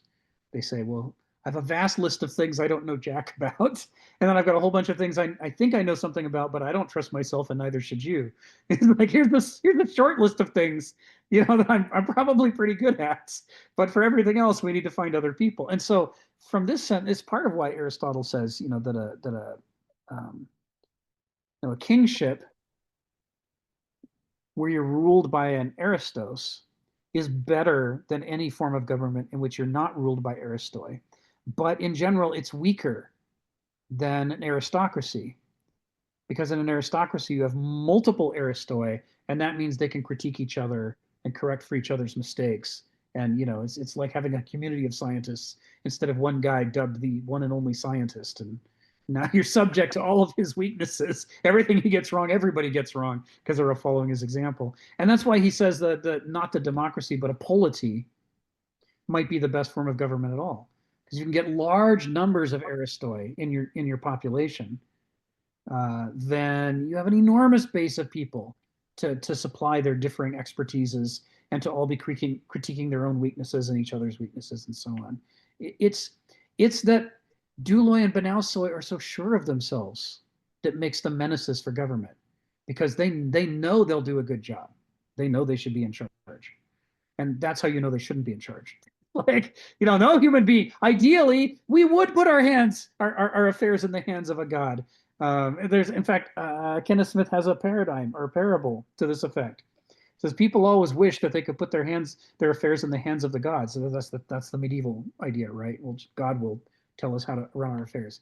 But his parable goes on. He says, but the gods don't want to run our affairs. Why should they? They have their own worries, for which they wish they had other higher gods to put their affairs into their hands. It's like, why do we think everybody wants to take on responsibility for our stuff? But an Aristos at least recognizes that it is not within the possibilities of human beings to be perfect at anything. And what is possible is to enter into any situation of power carrying manifest defects of character that, once you're handed power, will be magnified to do greater damage than they ever were before, than they ever could before. Greater damage than they would if you didn't have that power. Because your virtues may or may not get magnified, but your vices definitely will. So that's the main argument in favor of having an aristos, or preferably a lot of aristoi doing the governing, is that at least they know they're incompetent at it. Everybody else thinks they're great at it, which they're not. As the United States is currently demonstrating, what happens when you put an egomaniac in charge of the country? Well, nothing good. That's what we can say is that you know that every stupid idea that person has, they're going to use their power to inflict on everybody else because they're sure they're right. They have no self-critical faculty. They have no ability to recognize the human condition. They have an escapist notion of themselves and imagine themselves having faculties that sober personalities would say could only be features of gods, like being right 100% of the time or most of the time, knowing for sure when you're right and when you're wrong. These are the things that people shouldn't be trusted with. And the people who know they shouldn't be trusted with it come as close to trustworthy as a human being can come. It's like if you got to have someone watch your children, and your choices are a pedophile who's practicing, or a pedophile who knows he has a problem and is in therapy. And these are your only two choices. It's like, well, I want the one who knows he's got a problem. He's at least going to be skeptical about what he does. If these are the only two choices, I want the one who's self-aware enough to know he's got a problem. The one who thinks he's fine and everything he does is good is the last person in the world I want around my children. And the Greek take is that politics is as intimate as who's babysitting your children. You definitely don't want to put egomaniacs And you don't want to put people who are there to gratify their appetites. You don't want to put people who are out there to grind an axe to prove that their ideologies are right. Systematic intellectual thinkers are going to put their programs into practice. That's what Hitler did. He put his ideological conceptual program into practice in Germany, much to the woe of billions of people around the world, right? It's like we don't want either of those forms of idiocy to be anywhere near the reins of power. And you can't call what we have a government unless it excludes those people. Just like you can't claim to have a babysitter unless you're excluding pedophiles. If pedophiles are welcome to watch your kids, then whatever it is you're recruiting people for, it isn't reliable childcare because you're going to get a real hit or miss thing. So I'm with you, Geneva, and I think that would be kind of answer in a nutshell is you're looking for people self-aware enough to know they've got a problem, and these days that's rare on the ground. We're also sure of ourselves. Sharon, you want to jump in before Stephen? Yeah, start one just very quickly. And I'm sneaking ahead here because the question that Geneva is asking, I think Kenneth answered it here by this great sentence, which is why I really love these essays. He says, "It is a great and unaccountable bounty of natural virtue." This is just farther along the paragraph, that makes some few human beings competent to rise above this idiotism, which is the nature of your character, to despise it and suppress it for the sake of the love of virtues, principles, and the very life of moral and political community itself. Because I think it's okay to make mistakes and fall down. It's how you get up that's critical. I have two sisters, and we all came up, we're like 18 months apart. And it was now that I'm older, I can see the different natures and how we reacted to our parents' guidance and the outcome that we have. And I think, Rick, you just said it, a lot of it depends on nature. The sister that was most defiant has had the most difficulty in life. And I think it comes down to nature, and it's what you come programmed with, and whether or not you, as you evolve, is willing to make modifications. Thank you. Thank you, Stephen. Thank you, Sharon. Stephen, come off mute and tell us what's on your mind. Well, I won't doubt the existence of the Aristos. They have appeared in history, and they're not perfect. But the great example was Athens when they suddenly became wealthy with the silver mines. Of course, we have a democracy, and there's was it Aristotle bemoaned democracy for precisely the reasons the Athenians wanted to behave in. They had the silver mine, they thought, let's give ourselves a load of handouts, which is you in America today.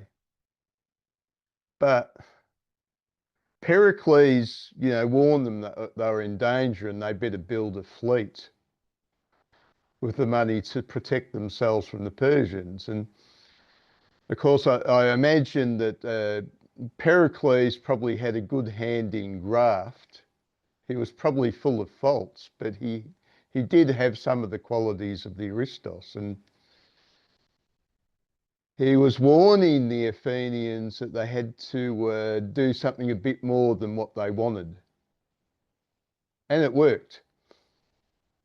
I mean, Athens defended itself. So this is the point he was saying about democracy's okay if you have some fairly wise people guiding it.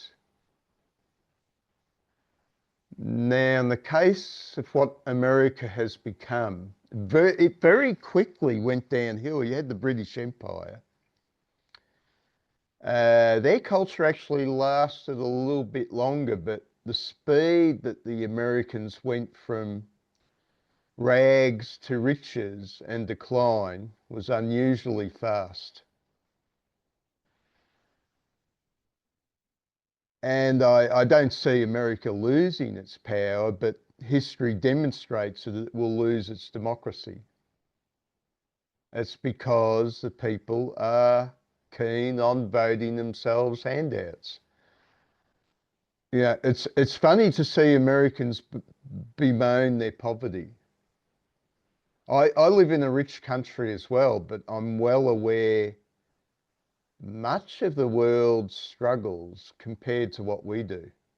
I mean, this is the thing, you know, what's the minimum wage in Australia? What's the minimum wage in America? Well, of course, you have a lot of people earning wages under the counter, which must be lower than the federal minimum. The federal minimum in America is something like $7 or something an hour.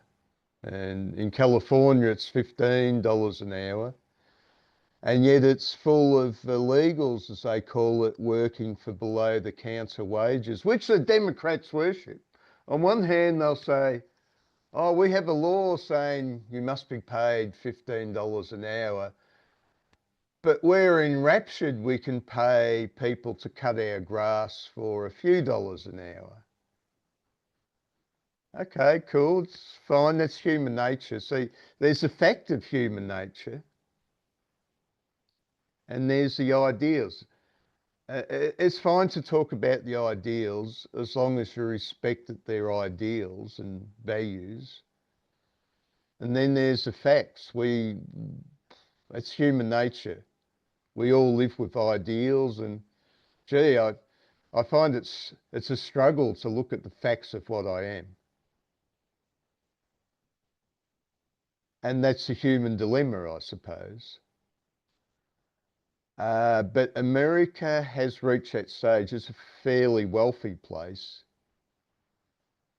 And it's rather amusing to see Americans complain about how hard they've got it. Yeah, well, there's all types of hardness. I'd say Americans probably suffer from a spiritual difficulty. I mean, if if if you aspire to getting a decent meal at the end of the day in some of these other countries, you don't have the spiritual problems of Americans, because once you're well fed, where do you go then? I mean, Americans are behaving in a way, and this is the unfortunate bit, it's okay if you guys see how you're behaving. But these visual treats, due to the miracles of modern media, are seen in other parts of the world. And when they see how you Americans behave, they feel that they're more and more justified in condemning you. Whether that's right or wrong, I don't know. I suspect it's not actually right. But these other parts of the world will condemn you. And they will think that's a cause to attack you. I mean, we're in a, I don't know, I don't know how to describe it. We're in a rather tragic phase of history that since World War II, there's been, I don't know, a tremendous amount of production, a tremendous amount of wealth was created, and the world population surged with it. That was a problem. Now we've got, you know, you went from 3 billion people to now you're heading towards 9 billion. And how much stuff is there to go around? Well, I'm sorry, I think I've dragged on. I haven't really, I don't know how well I've made my points in a short space of time. So thank you very much.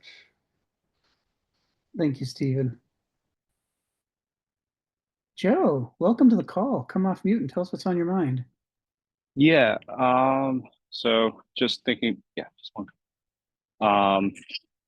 The pink, sorry, I'm buying lemonade. From a lemonade stand. But anyway, really quickly, so just listening to Stephen, what he was just saying there, and that's actually true. I mean, I think when people have a reference point, you know, that reference point, whether it be wealthy or not, you know, it's relative. And, you know, so then, you know, that, you know, people's desires tend to you know, kind of, you know, essentially have them, maybe sometimes when you, the more you consume, the you're not desiring necessarily what is actually beneficial. And so anyway, but just to kind of pivot from that, what really is interesting about that is the sense that how it takes away from the idea of relationships. And that's something that Aristos, I would imagine, actually can really, you know, I focus on, is the idea of a relationship when you're talking about, as opposed to looking at everything as transactional.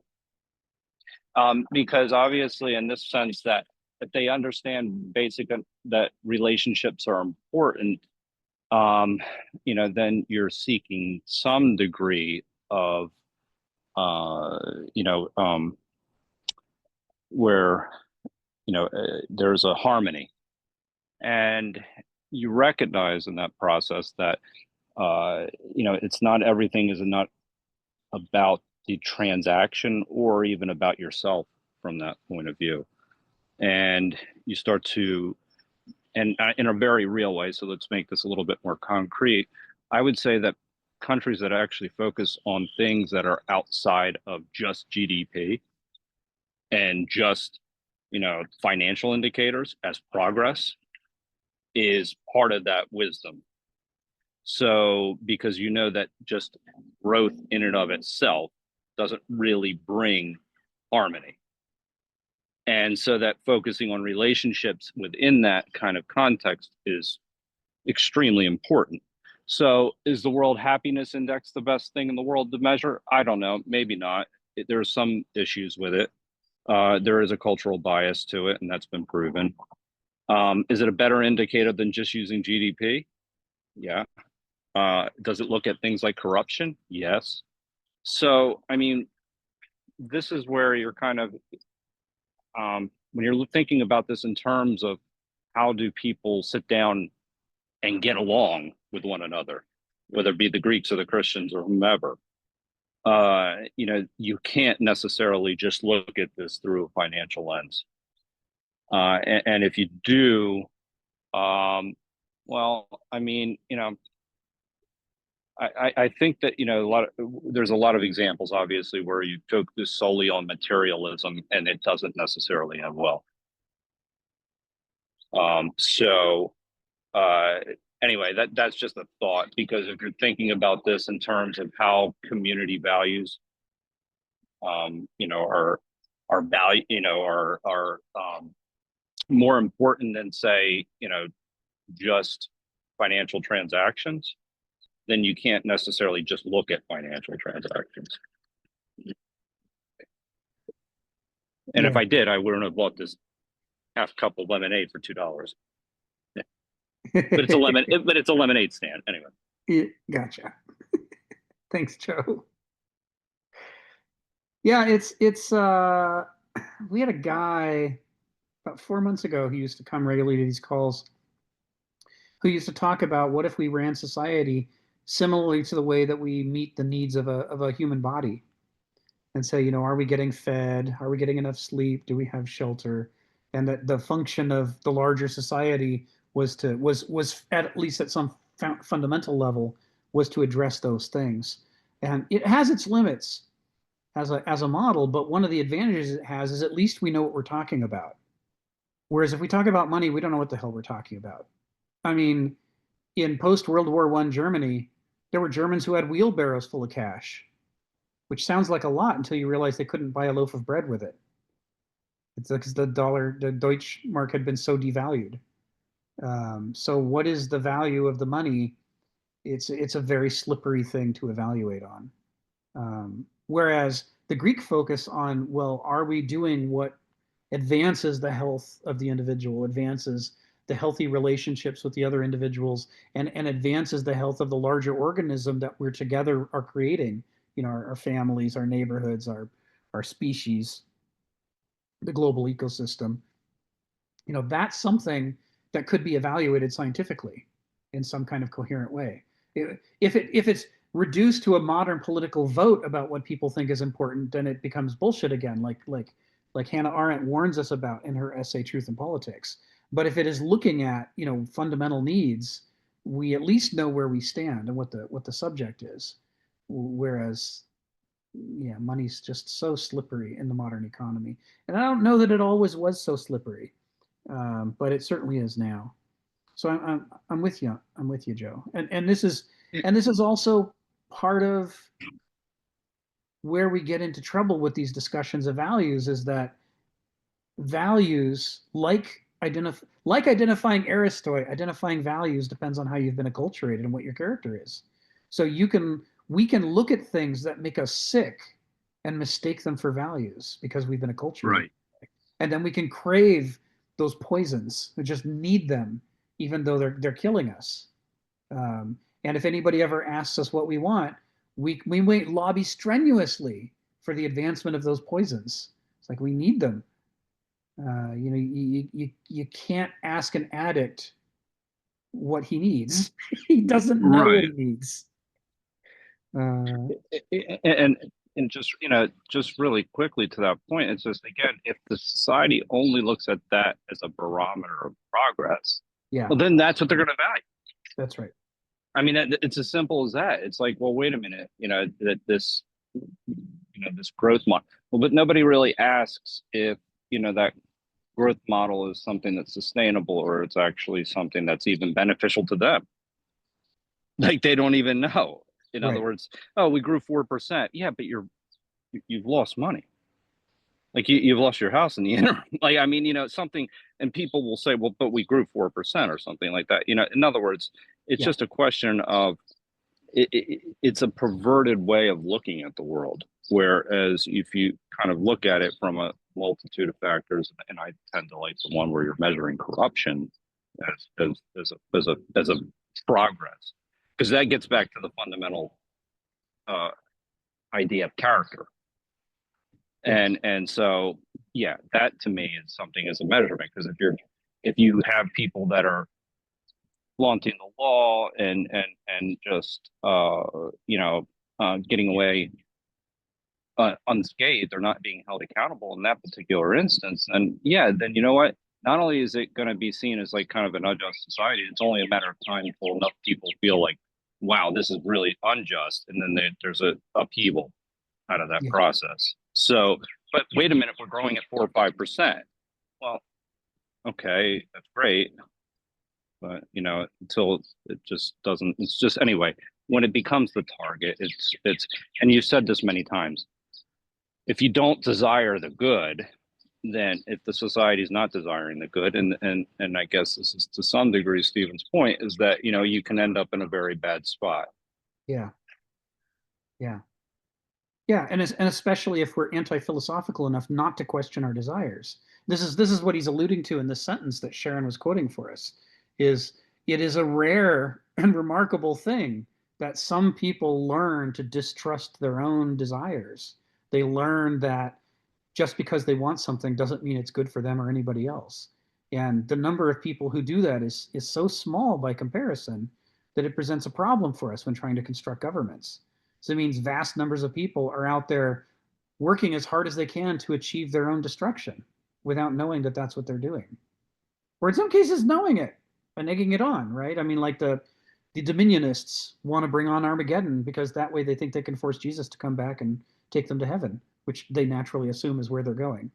Although one would think that somebody who's egging on Armageddon might be going to the other place, whether they like it or not. But you can desire the worst things for yourself, and you can insist on it and fight your whole life to achieve it. I mean, right? The Civil War, classic example. Donald, come off mute and tell us what's on your mind. Well, I just want to continue to encourage Geneva in her idea that we learn about the world by sort of bumping into it. But I guess I also want to remind her that that's sort of that gnostic level that we talked about 3 years ago or whatever. And I don't know that she was around for that. But there are other things. Other people have bumped into the world too, and you can talk to them, or you can read their writings, or the history of this bumping has been recorded, or it's been reflected upon in plays, songs, books, art.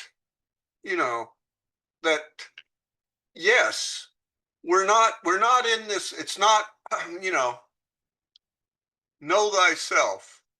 Well, you primarily get there by bumping into the world, but it's just not your bumping. There there are a lot of other people that did bumping too. I mean, I guess I think that's why we participate in groups like this. You know, I mean, yes, reflection often doesn't negate that primary experience of the world, but it can illuminate it sometime. You know, that what I thought was that this person did me a great evil, and actually they did me a great good. They, you know, because I didn't like to be corrected or something like that. I won't. Some of my closest friends are people that straighten me out, but I don't realize that until I think about it. You know. Well, anyway, I like that Geneva comes back to we have to experience the world. It's like, you know, very few people maybe can come up with a good way to express, say, like what justice is. But I've hardly ever met anyone that didn't know when they were treated unjustly and learned a great deal from that. Yes, bumping into the world. Yeah. Conversely, there are people whose idiotism is so strong that no matter how many times the world gives them an opportunity to learn that they're wrong, every single time it comes up, they find some way to wave it off, excuse it, forget about it, look away from it. The insistence on not learning from experience is also something that happens in people. But I'm certainly with you both that when people are going to learn, it's going to be because they let the real world tell them something when they bump into it and make a mistake. You know, that's the path forward. And you know, that would be one of the critical definitions of an Aristos. That's what you're looking for, is somebody who says, I'm full of shit, and I'm really hoping the world and the rest of you will help me identify the many ways in which I'm full of shit. And within those constraints, I will attempt to govern with help from everybody else. That's who you want governing you, not I'm right, I know what's right, and everybody should do what I say. That's the person you should give them therapy. Lots of it. Sharon, come off mute and tell us what's on your mind. So I'd like to respond to a combination of comments from Rick and Joe and Stephen, because there's one word I think that you said, Rick, which I think transcends everything, and that is health. And I don't mean health of the body. I mean health of the family, health of the value system in a society. Is it trending toward Aristos? And the point that Stephen brings up about poverty in America, I've traveled around enough to see poverty in a lot of cultures. And the poor people in America are the healthiest looking, in that obesity is a form of poverty in America. And if you ever get into these neighborhoods, everybody is got probably, I hate to say, a Cadillac and a cell phone and a color TV. And that's poverty. But you get into place, like I was going through some of my photos that I took in like Laos and Thailand, people who are poor and Africa are skinny. You can see that they're hungry. So the point I'm making is, and Stephen made this point when he said he thinks the poverty in America is probably spiritual. And that's probably because the culture does not encourage, in my estimation, does not to adopt any kind of aristocratic aristos behavior. But if you look at it now, it's extremely negative, right? And it's very demeaning. And when you are at the lower end of the socioeconomic ladder and you have no leadership, no examples, it becomes very, very challenging. And served people at the lower end of the socioeconomic ladder, and they do have their aristoi. And the aristois are usually like the grandmothers who've had a hard life and they have learned. And if they're still around, they're the ones that dispense the wisdom, if the younger ones will follow. So to summarize what I said, when you look at a society, it's the health, and it's the health of everything, not just the physical health. And the physical health is also a big indication of the economic and the political. It's an indication of the social picture, in essence. Thank you. Thank you, Sharon. Before I call on Joe, I think earlier, Emma, you had your hand up. Did you wanna jump in and say something before we continue? Okay. Hey. Yeah, Emma. I just wanted to say, I mean, I think that, so, I mean, I feel a little bit differently from some of the comments that I've heard today. I mean, I think that American democracy is actually working really interesting. I mean, I know we're talking about the ancient world, but we also keep on bringing up modern politics. And I think that the way that our democratic system is happening right now is really interesting. I mean, it's really being gamed as much as it can to reflect the interests of a particular class and a particular perspective. But that exact same process just happened 2 generations ago. And that's kind of what gave us everything that we benefit, that those of us who benefit and who value in the system that we have right now, the one that's currently being dismantled. And the people who are dismantling that system have a different value system. I mean, but I think that both of those value systems think that they're working for the common good. They're working for what they think is right and what they think is the ideal society. I mean, and I think that what we're seeing is what's been happening in this country ever since it became, a country, which is that we're slowly learning how to actually have a functional democracy. And the way that we do it is by making huge mistakes and by trusting the process and seeing how it tumbles out. And it doesn't tumble out in a way that we like, but it tumbles out in a way that's better than mass murder and civil war.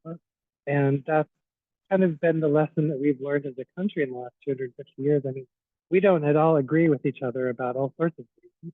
And we have really highly conflicting ideas about what the ideal society is. And we do this because we think that this, anyways, those are my comments. I have to go back to work. Thank you. Thank you, Emma. Great to hear from you. Joe, come off mute and tell us what's on your mind. Yeah, just really quickly, this, it's something that has, really kind of resonates with me. And I think, Sharon really hit on this, is this, when, you're talking about, different types of poverty. There's obesity and there's starvation and there's these other, there's extremes. And what people often fail to evaluate is the quality of something. And, this happens across, kind of all sectors, especially within, where I work within DoD, I'll just say, is that they'll, by all indicators, they spend as much as you could possibly spend on defense. So all their financial and, if you're looking at financials and, what they're putting into it, and even the value, the actual dollar value of what they're putting into it, they're by far 10 times better than the rest of the world. However, in fact, they spend more than the next 8 countries combined. So, yet, China still remains like this threat, this major threat. And it's because of quality. And there's absolutely the quality of the investments are absolutely, kind of there's all kind of technical debt, there's all kinds of issues, but the bottom line is that this, what I'm trying to come back to is this: how do we measure progress if we only look at this one indicator of finances, or kind of how much we're spending on something? It says nothing about the quality of what you're actually getting. And this is all about, well, then how do you even desire the good? I mean, in the sense that, oh, I'm going to desire the good because of that my purchasing power is X. No, that's not the only thing that actually really matters. And that's not only not the only thing that matters, but it may only matter for a short period of time. And so, quality is often can be related to sustainability. So so for the example of the military is that, yes, you're dumping God knows how much money into it. Anything really, any project you could look at, and but you can't do that forever. There's no way you can maintain the operational costs of what you're doing. So anyway, my whole point of this being is that if you're looking at it from the perspective of what Kenneth's writing here today, the qualities of the values that you have really are the important part when you're assessing something. It's not just simply the metrics themselves. And that tends to be it. That tends to be, we only look at the number. And that is modernity in a nutshell. I'm looking, oh, this is what the number says. And it's like, well, it's what it says, but it doesn't make it wisdom by any stretch of the imagination.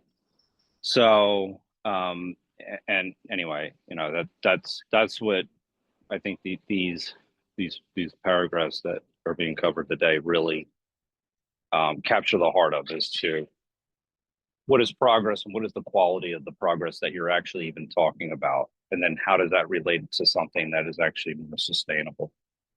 And a lot of times, coming back to Geneva's point, is that we look for perfect people. Perfect people tend to think that they don't need other people. And so, supposedly that they don't even exist really, but in the sense that, and so what is it then? The qualities they want, what they call progress, is very different than what actually would be beneficial. Thank you, Joe. Sharon, come off mute and tell us what's on your mind.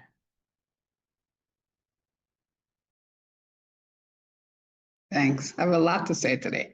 I want to just follow on to this business of perfect people. The only perfect people are dead people. So really, they have nothing to say. That's it, right? But I want to follow up on something that Emma said, because I was reading this the other day and I was very surprised about the time we're living in now, where we are implementing these policies.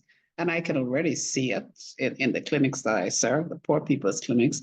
It really will impact the people at the lower socioeconomic level. So I was reading a bit of history, and I hope I won't forget his name, Andrew Mellon, as Secretary of the Treasury under Harding, Coolidge, and Hoover, tried to do pretty much the same thing, the 2930s. And then we got into the Great Depression. And out of that, we got Social Security and Medicare and the rest of it. We evolved into a society which was more caring than the one we had before, caring in inverted commas. So I believe that history repeats itself. And I know that when you suppress dissent, right? When you make the dissent impossible, then violence becomes inevitable. And so I'm watching to see where we go with this, because we're going to have large numbers of people at the lower socioeconomic levels who are going to be really, really suffering. I mean, I tell patients, come to the clinic next week so you can see your diabetes. Because says, doctor, I can't afford that bus fare. And that bus fare is like 50 or 60 cents. Says, I have to walk here if you want me to come. So, and they can't afford to buy the automatic blood sugar monitor where you can read it on your cell phone. That's too expensive. They have to show up so I can do a finger stick, which is free and cheap. So you see, it's the little things like these. And this again is the Aristoy and the ability. And if you haven't experienced it, is your ability to really understand another person's humanity.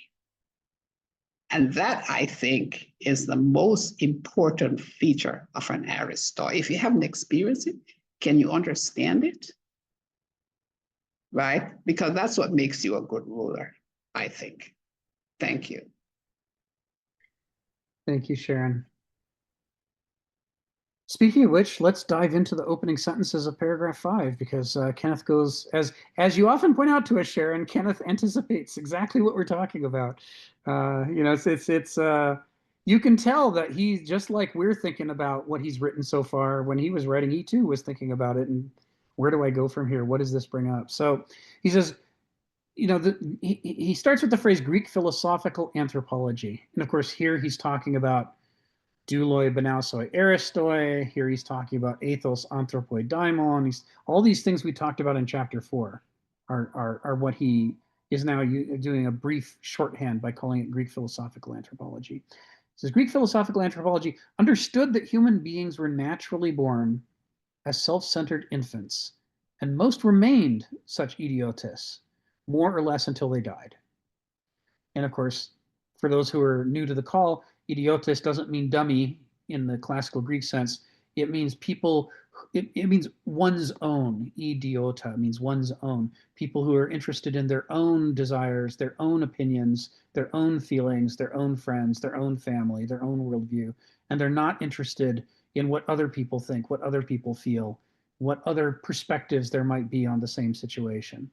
And he's basically saying that we are born naturally, natively, through evolution. Our biology consigns us to start out assuming that our perspective is the only perspective. And it takes quite a while for people to figure out that there even are other perspectives, that other people are just as real as they are, that other people's values might be just as important as their values, or even more important. That learning that there is a bigger world is very hard for people. This is what he's talking about here. So the primal principle of psychic gravity, by which nature holds human personality together, is this overweening amor propria, or sense of love for what is one's own, idiotia. If all humans were all equally trapped in that gravity sink, we would of course live more like animals than like humans. And I would say more like demons, not like animals. The animals have soprasune and we don't have it. Like the barbaric and cannibal Cyclops that Homer portrays in the Iliad, man would be a lone hunter unfit for any context but his own solitary cave. So this is a reference to the satyr play Polyphemus, which is talking about that cannibal that Odysseus's men encounter, who thinks, why should I treat other people as mattering? Why should I treat anything as more important than my own desires and appetites? Why shouldn't I kill guests and eat them? And why should I behave any differently than that? His inability to understand the answer to that question in an intelligent fashion. You know, it's why it's called a comedy. To the Greeks, comedies aren't things that are funny. Comedies are about people who are worse than we are, in the same way that tragedies are about people who are better than we are. So it is inherent in the fact that it was written as a satyr play, that the Greeks see this kind of extreme self-interest at the expense of others as being subhuman.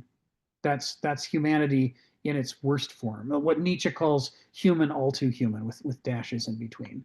Not human as we could aspire to become, but human as we slip into, left to our, through the gravity of character, if we have no cultivation, if we have no culture, if we don't take responsibility for our own bullshit and all that. So this is the backdrop, right? He's saying there is this problem, and then we get to the sentence that Sharon quoted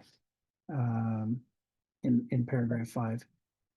It is a great and unaccountable bounty of natural virtue that makes some few humans competent to rise above this idiotism, to despise it and suppress it for the sake of the love of virtues, principles, and the very life of the moral and political community itself. That some people, just like some alcoholics learn to detest their appetite for the bottle, some humans learn to detest their appetite for their own feelings, their own appetites, their own ideas. They learn to not trust that part of them that tells them, well, of course it's right. It's what I think.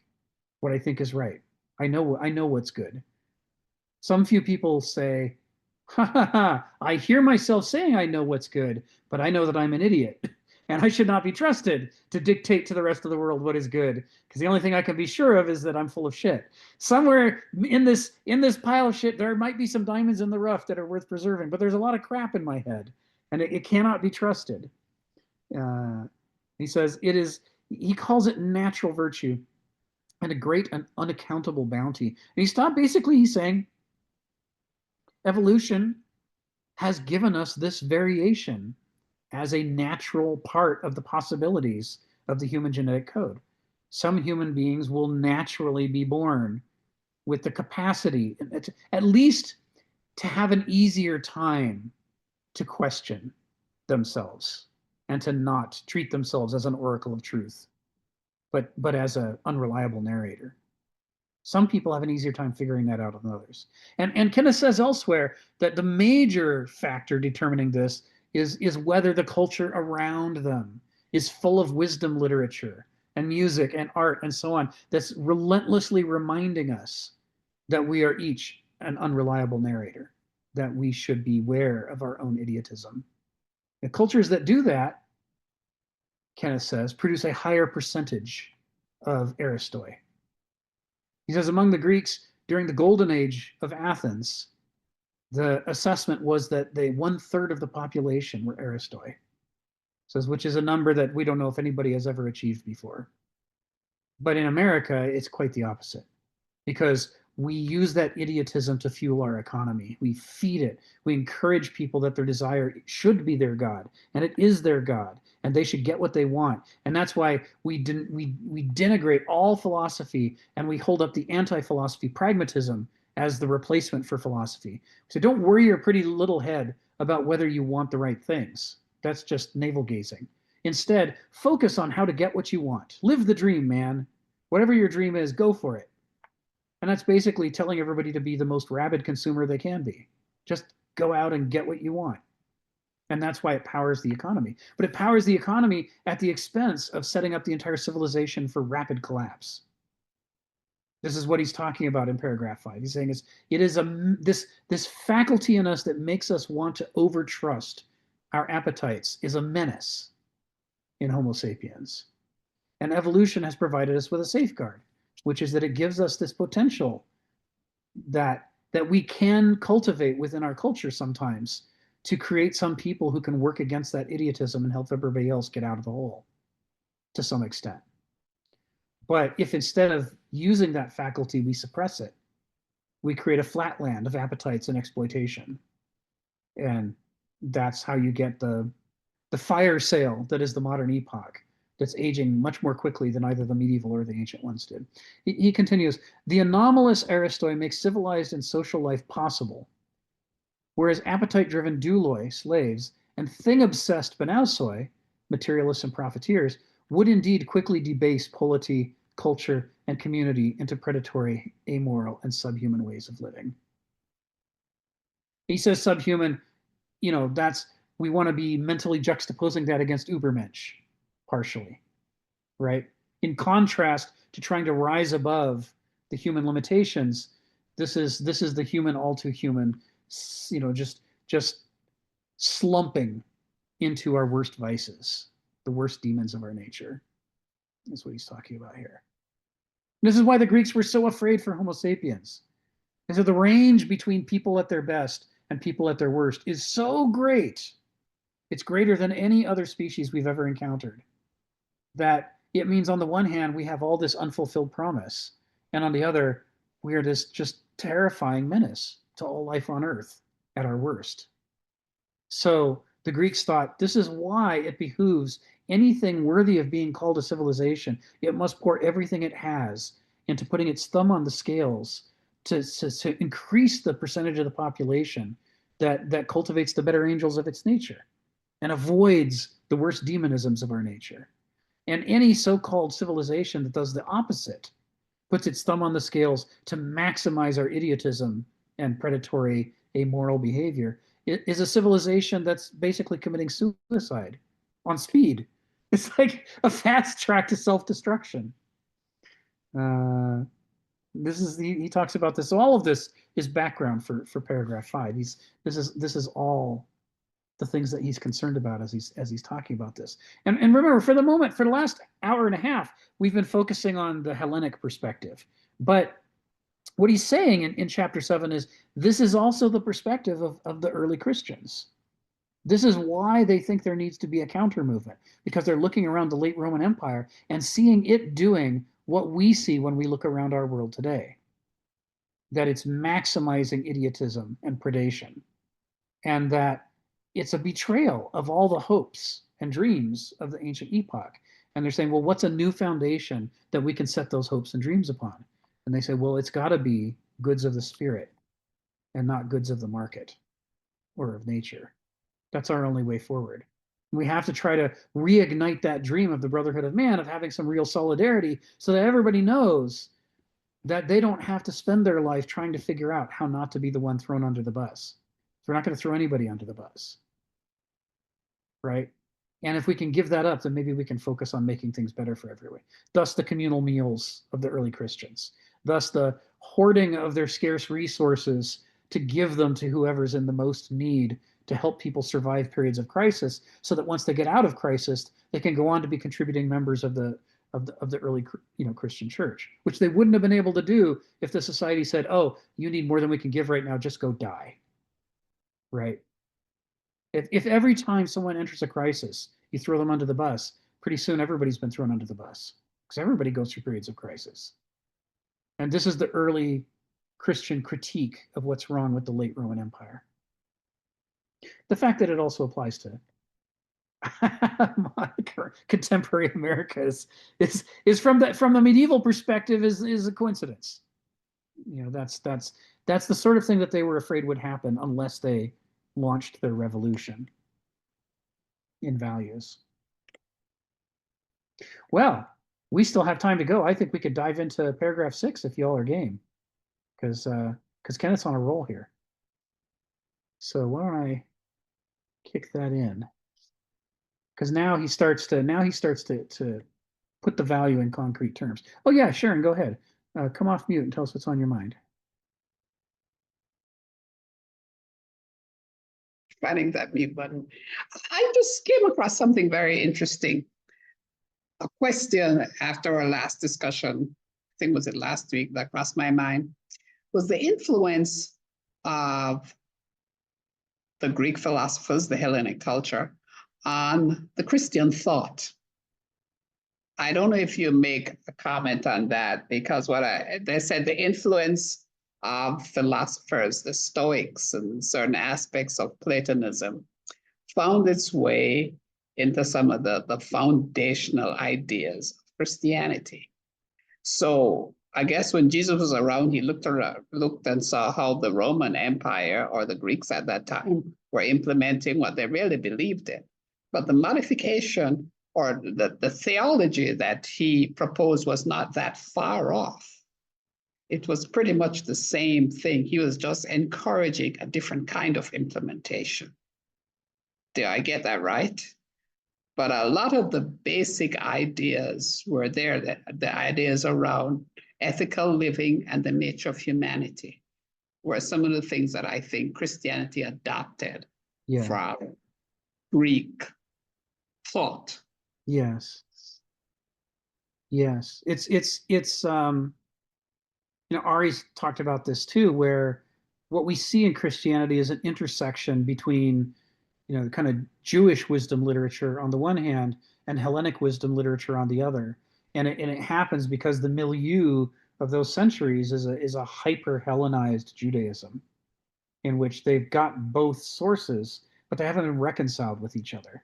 And there's just all these prophets and rabbis and teachers are just, and ordinary people are just wrestling with, are these ideas compatible? Are they incompatible? How would they have to be changed to put the best of them together? And Christianity's one take on that. The Jewish traditions that follow the destruction of the Temple of Jerusalem, when the Temple period ends, and I think it's the rabbinical period that really gets launched after that. It's another response to that kind of what do you call it? It's a creative frustration when you've got two excellent but not entirely compatible things, and you're trying to figure out how to reconcile them with each other. Well, I think Christianity, and you can correct me if I'm incorrect on this, I think Christianity adapted from whatever religions were around, because the Holy Trinity is not a concept that's original or unique to Christianity. Neither is stuff like the virgin birth. The Egyptians had mating of humans with gods long before Christianity ever did. And the virgin and the Trinity, I think, was a concept that came to us from Hinduism, if I remember correctly. So Christianity was an adoption of the very best, I like to think, from all the other religions. Yeah, it's a melting pot religion. Yes. Likewise, the Savior God who dies and is resurrected, and because of that, is able to act as the scapegoat for the community and shake off sin so that people don't have to be born into a state of original sin. This is also all over the place. I mean, you're seeing resurrected gods left and right throughout the Mediterranean world, Egypt and Mesopotamia and Greece.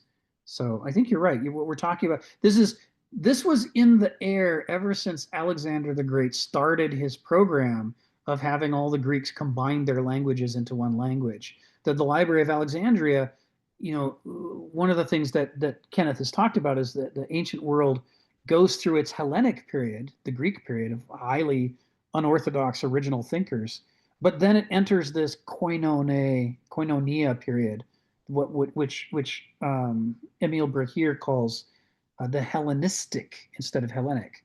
And so it's inspired by Hellenism, but it isn't Hellenism itself. And one of the things that it features is this idea of we're going to travel the world, collect all these ideas, pull them all together, and then try to merge them into some sort of syncretism. And that's a major function of why the Library of Alexandria was founded, was the idea of we need to see what everybody else has written, what everybody else is thinking, and we're going to have people read those things and think about them and figure out how to put them all together into a new thing. So Christianity, in the sense that you're talking about, makes a lot of sense because it really is continuing that spirit of syncretism that the Alexandrian period had really kicked off, where we're not going to ignore each other. We're going to start pulling all the pieces together and see what we can weave that's bigger than ourselves.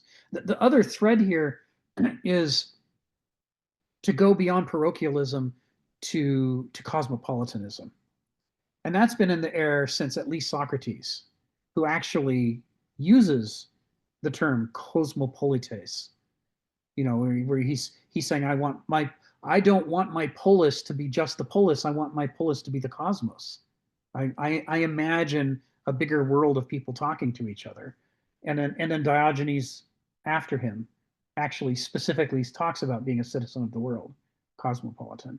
So that notion of growing beyond our tribe, growing beyond our clan, growing beyond our polis, even growing beyond just the people who speak the same language, to saying, well, what if the brotherhood of man is opened up to all of Homo sapiens?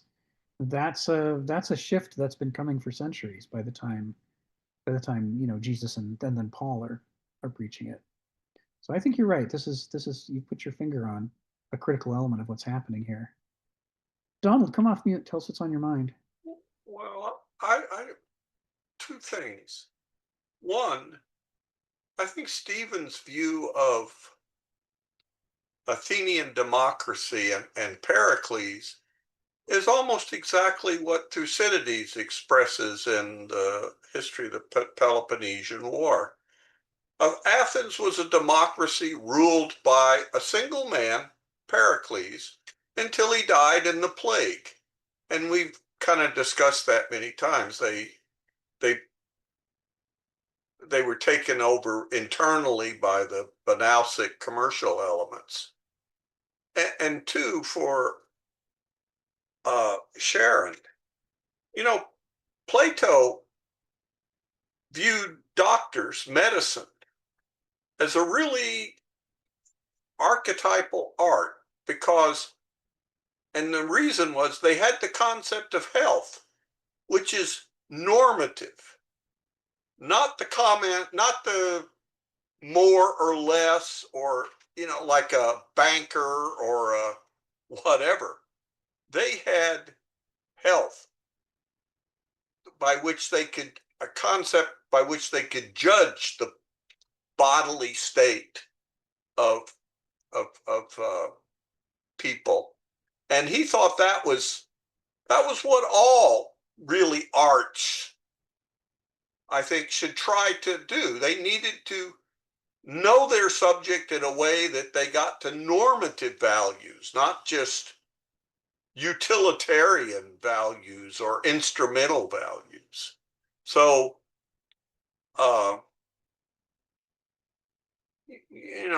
you do see some doctors today who have somewhat abandoned that. Their idea is not health, but what their patient wants. Oh, they want to have 3 eyes. Well, fine, we'll figure out the surgery or whatever. They don't have these normative values like health. Yeah. Well, Go ahead. Go ahead, Rick. Well, it's not just health of the body, Donald. I think normative health of the culture, if it's going toward Aristotle, health of the family. Well, Plato didn't limit it to the body either. He talked about you couldn't heal the body without healing the soul. Yes. So he saw it, but it's the normative character that a value like health, a concept like health, has a normative dimension that things like other values, like more money or whatever, they don't have a concept of, say, enough. Like health is a limiting concept. That there are, I don't know. I'm not good at explaining this, but it's certainly true. It's like, in some ways, it's similar to, like, he really liked mathematicians, but he liked them because they developed the powers of abstraction and conceptual thought that prepared one for philosophy. And I think he thought medicine was similar, and it had its values were normative, that what was good for the person. And they had to have that concept of good beyond just appetite or whatever. And so they were kind of special. He looked around for examples, I think, that existed that revealed, values don't have to be just appetitive or agnostic or whatever. They could be normative too. And medicine was an example of, and I think it was very influential in his thinking.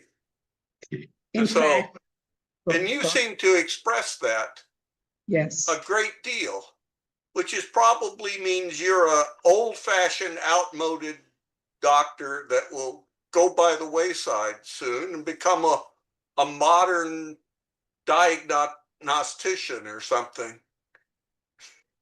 Donald, that's why, even though I'm retired, I keep my finger in the pie. I I teach medical students, and I had a very long discussion with them. I was with a group of 6 or 8 of them last week, and we had a long discussion, and and they were telling me that you could do medical school from home. I said, "What do you mean?" I said, "Oh, we don't have to come into the lectures. We just have to show up like once a month. We can get them all from home." And I was stunned. Well, as soon as you eliminate the patients, you can become a practitioner of pure medicine. It's like at the university. My wife worked at ASU. She worked in the library, and she said the goal of the head of the library was to eliminate the books. And the administration wanted to get rid of the faculty. It's this professions wanting to eliminate the content, which traditionally was their subject matter, which they had mastered through long, hard work and study. But that's just so correct, because I was trying to tell them that it's not wise for you to examine a patient with the clothes on, because you're going to look like a fool, right? I looked at one, I said, "Here you're telling me to take his gallbladder, that, maybe we should take his gallbladder out because he's got abdominal pain, and we take his clothes off and the gallbladder is already gone. So what's the decision for?" He said, "Oh, doc, I had a gallbladder." They took my gallbladder. And so right back to my own point, and this is where the culture is going, where we are ignoring what's virtuous, what's essential, what's productive. But I think we're going to get back there. In fact, we've coined a new term, and I want to share it with you. It's called the social disparities in health, which is the health equities refer to the preventable differences in health outcomes and opportunities experienced by different social groups. And those are the ones that are far away from the normative as you can, right? And all the medical students talk about this, social disparities in medicine. They knew it right off their head, and they know what to look for it, but they don't manage towards it. And I said, that's what my role is here. And it has a philosophical foundation, I too, because it reflects on your worth if you can improve somebody else's life. And I really believe that. That's it. Said enough. Thank you, Sharon. Well, we still got 24 minutes, so let's dive into paragraph 6. See how we go here today. So continuing from the end of paragraph 5, he says, like the Greeks, Christianity understood that such egocentric mentality was not a virtue, nourishing community of civilization, but a vice parasitic upon it. A millennium and a half before Proudhon wrote that property is theft, St. Basil had already rendered exactly that judgment when he said, the rich take what belongs to everyone and claim they have the right to own it, to monopolize it. Says the shoes rotting in your closet belonging to the man who has no shoes belong to the man who has no shoes. The money which you put in the bank belongs to the poor. You do wrong to everyone you could help, but fail to help. And this is that early Christian, and this is that early Christian ethos that St. Francis and St. Clare are later going to hearken back to when they criticize the medieval Catholic Church for hoarding wealth. They're saying, do you have any idea how much good you could do in your community if your parishioners were not suffering so intensely? The church would be stronger and could accomplish great things. But instead, you hoard to the extent that you cripple the body of Christ. Sharon, you can Okay. see you want to add something. But they still do, though. They still do. They still hoard wealth and money. And I think the sexual abuse scandals kind of empty the coffers a little bit, quite a bit, because the Pope was saying that they're bankrupt, the new Pope. But I think they still do that. And the very first sentence, Kenneth, is a whiz. Like the Greeks, Christianity understood that egocentric mentality was not a virtue-nourishing community or a civilization, but a vice parasitic upon it. And that's well said. And that's what we were just talking about, I think. But I really would like to know who is Proudhon, because I've never heard of him. Oh, the French writer. Oh, he's French. Okay. Yes. Let's give you a link here. Proudhon. Pierre-Joseph Proudhon, French philosopher, writer. Here we go. Oops. Hang on a second. I hit the wrong thing. There we go. There's a link to Proudhon. Anarchist, socialist, philosopher, economist, founded a philosophy called mutualism, and modern day anarchists all cite back to him as the founder of anarchism. So yeah, feel free to read up on him. He's a interesting dude. He's a type. And we learn things from him. Now, let me see here. The other source I wanted to give you, I gave you St. Francis, but I also have to give you Clare, St. Clare of Assisi. Because lots of people know about Francis of Assisi, but large numbers of people who know him don't know about Clare of Assisi, who was alive during Francis's lifetime, and they knew each other and they respected each other. And Clare also founded a whole monastic movement at the same time that Francis did. He did the Order of Poor Ladies, which were the women's equivalent to the Franciscan monks. And we will in the not too distant future get into Francis and Clare and the trouble that they got into by pointing out how the medieval church had gone awry from Jesus's teachings, and from Saint Basil and other early church fathers who were like, okay, the purpose of collecting all this stuff is to help one another, not to become dragons who sit on big hoards of wealth. In fact, if I remember well, I think Clare was like a mentor to Francis of Assisi, or a mentor. They learned so much from each other. Correct. Yes. But when you visit Assisi, she doesn't get the recognition or the memories that Assisi does, that Francis does. Yes. Yeah, it's an issue. And it's one of the things I'm looking forward to in the remaining year and a half that we're going to be covering the medieval period. Is we're starting to get to the period where I'm going to start introducing saints and visionaries and their various interesting statements about Jesus and about the sacred and what it is to be good, that only sometimes agree with the orthodox positions and sometimes really disagree, because we have to flesh out this dialectic. Geneva, come off mute. Tell us what's on your mind.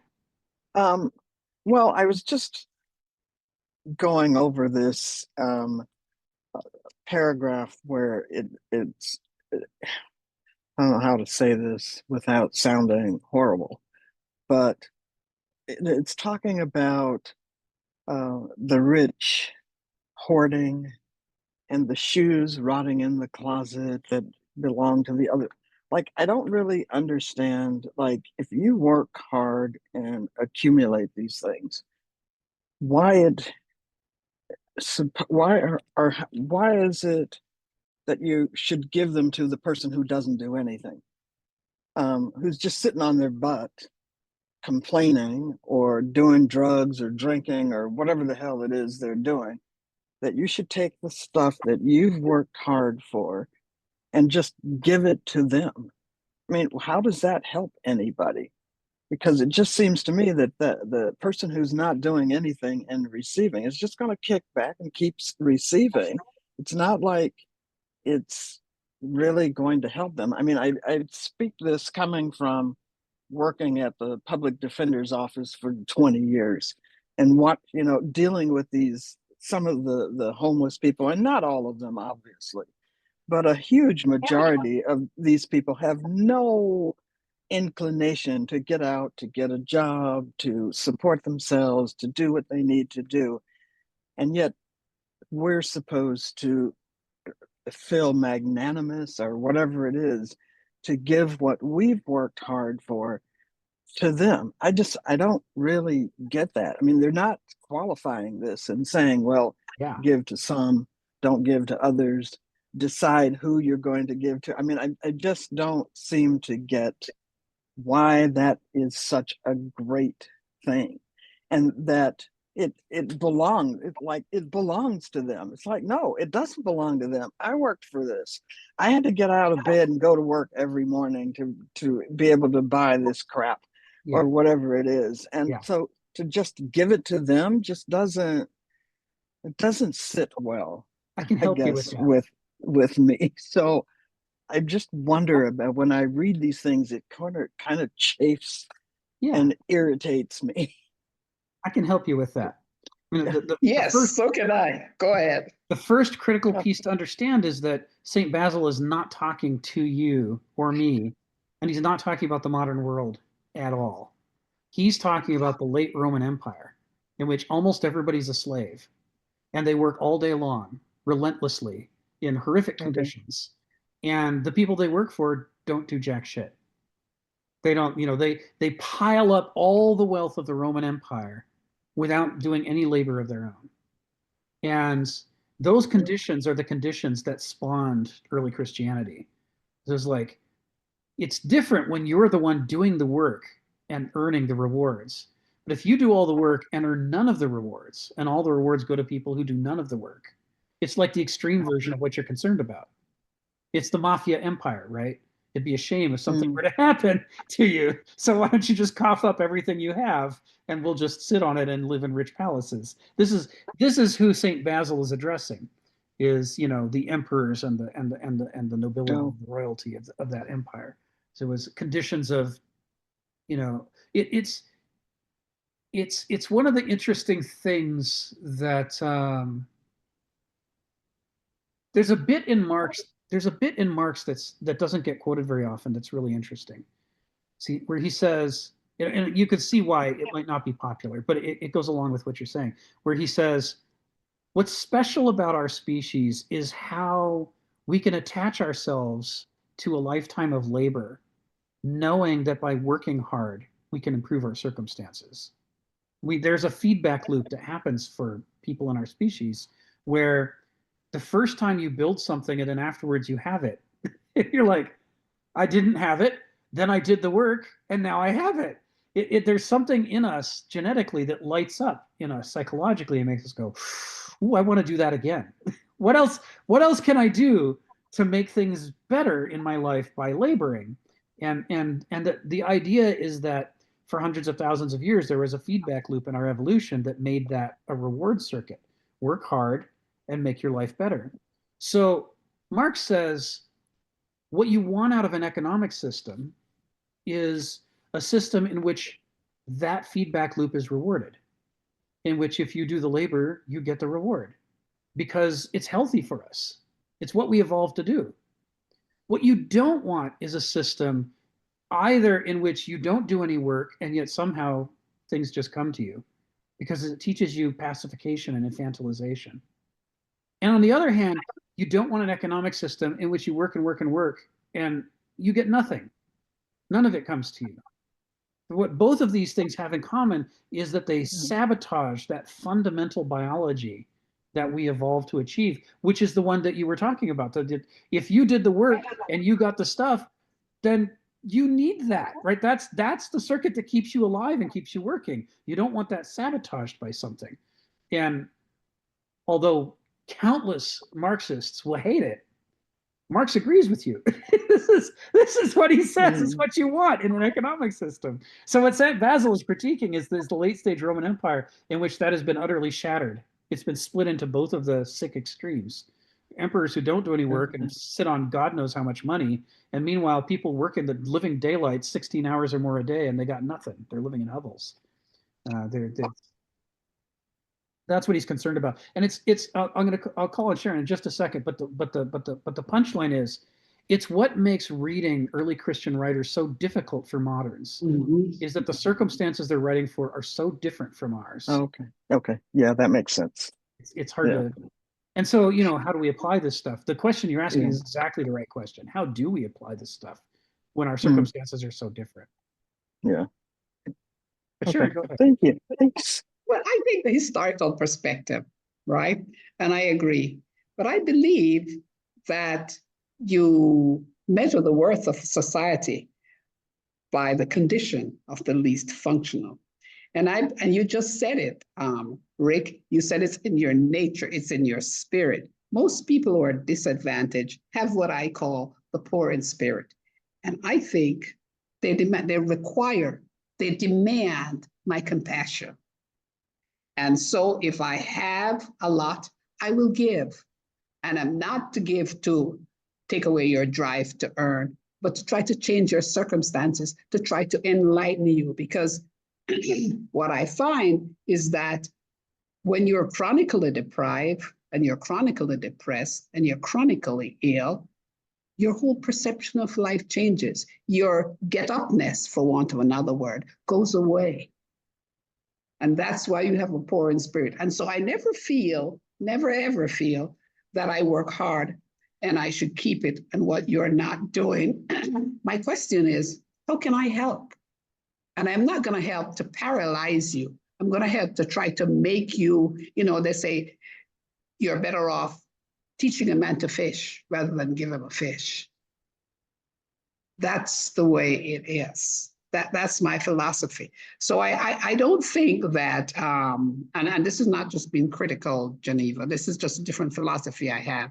That because I have a lot, I deserve to have a lot because I made effort. Yes, I made effort, but that effort was undergirded by significant opportunity, which you probably did not have, which that poor person probably did not have. And I'm grateful for all of that. But I really believe that as a society, at some point, we should ensure that the poorest among us have at least a minimal tolerable living. And so it's a different, I see the historical point of it, but it's just a different way to see it. Yeah.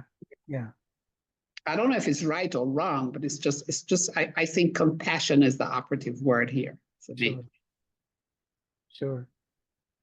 But I do want to embrace Geneva's concern that it's not always obvious how you apply the things that these people are saying to modern circumstances, because modern circumstances are often wildly different. So infantilization and pacification is a massive, I'm sure Stephen would agree, is a massive problem in the modern world. There are so many people who have learned to give up and not try. And you must see a lot of those, Geneva, where you work. People who never got in their life even a single moment of that feedback loop where because of their efforts, they made something better and the spark caught them and they thought, oh, I want to do that again. A lot of society is organized punitively. It's so focused on, do what I tell you or else I hurt you. Don't do what I tell you not to do or else I hurt you. That if you're on the receiving end of that, you can go decades and never have had the aha experience of, wow, I planted a tomato plant and now I'm harvesting tomatoes and I'm eating them. They're delicious. And I did that. I could do this again. Why wouldn't I do this again? This is awesome. And a lot of people never get that moment. And then our society, and it's because of our society and how we structured it. Because we don't, unlike the Greeks, we don't care what percentage of our population ends up infantilized. We might like them all to be infantilized.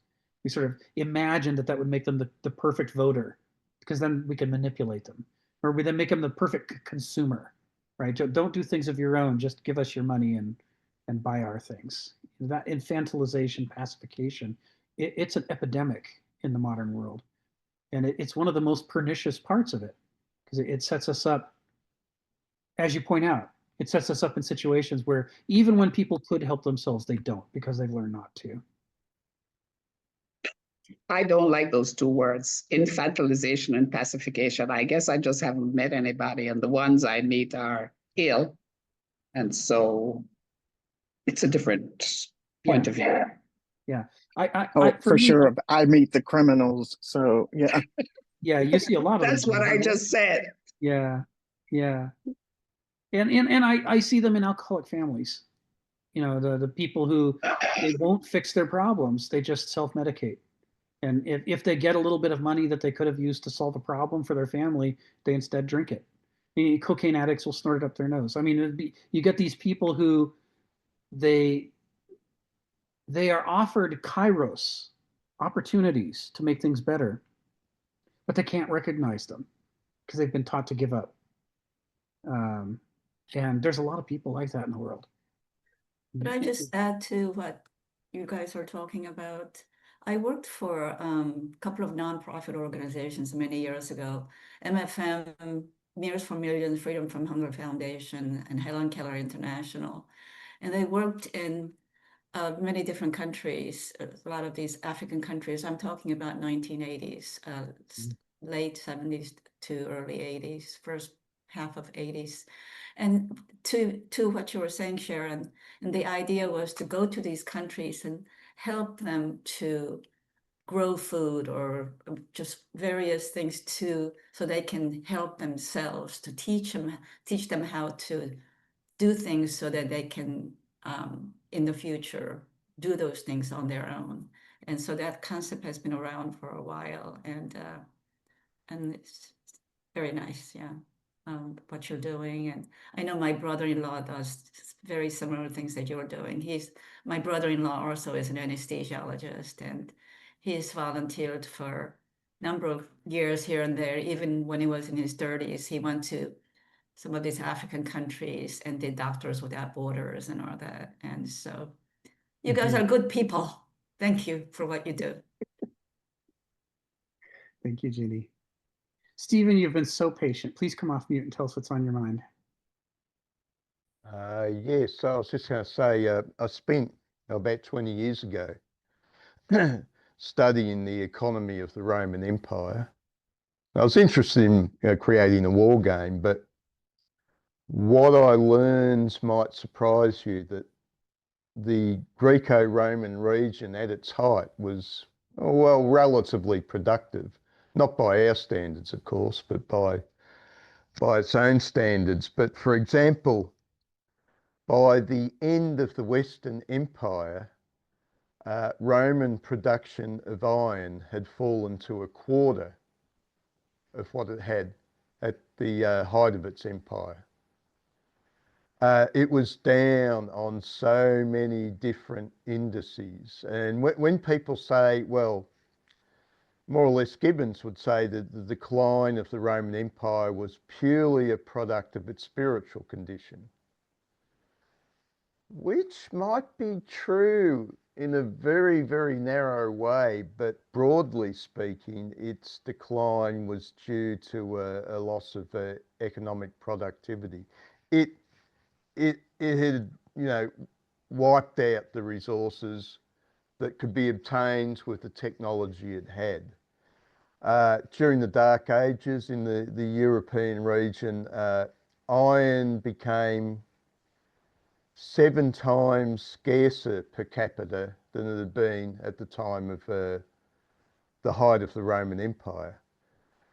That changed at the end of the Middle Ages. Gunpowder, okay. We can blast rock, we can get it ore a lot easier.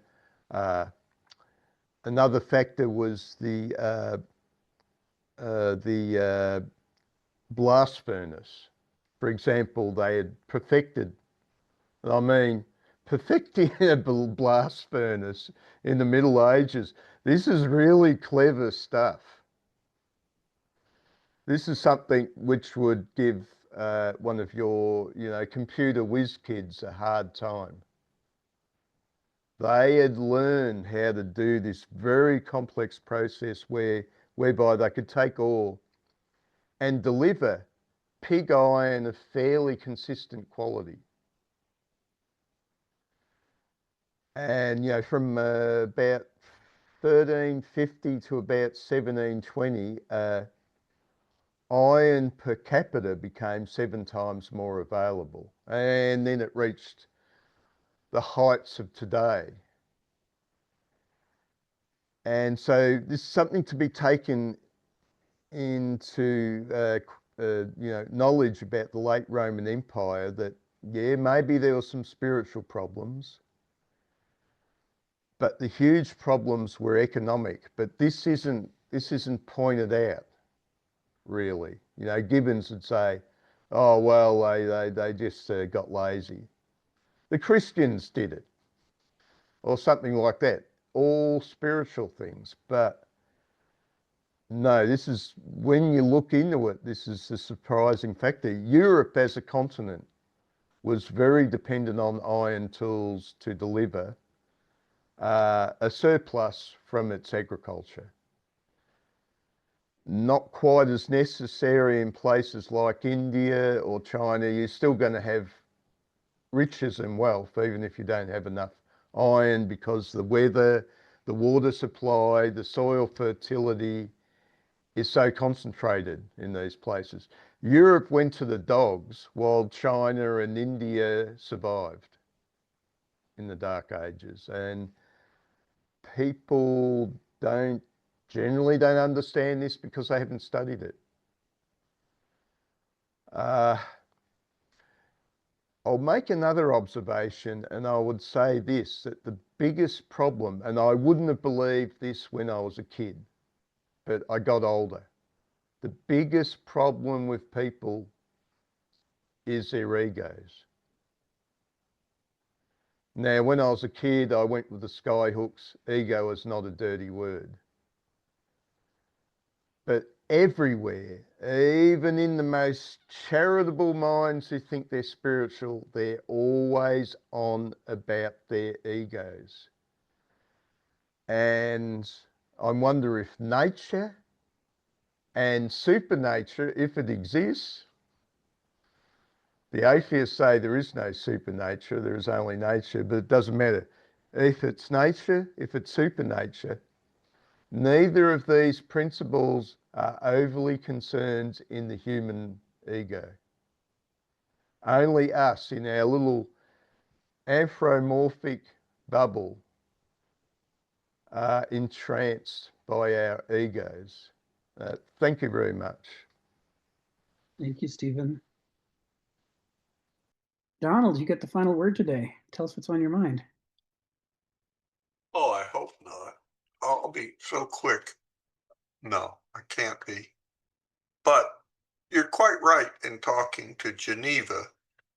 Alienation in Marx is when the products of one's labor are taken from them, from the laborer. And so this doesn't say that, although it uses language similar to, so I just wonder if Stephen is right, that about nature, what is and what should be, because, he says, well, we can't eat babies, but it turns out we can, and they're quite tasty. Well, I'm just hoping that when modern people say eat the rich, it turns out they don't taste good at all and they quit doing it. But for Stephen, there's a book I read, The Arms of Krupp, and it begins with it's all about the Krupp steelmaking empire in Germany.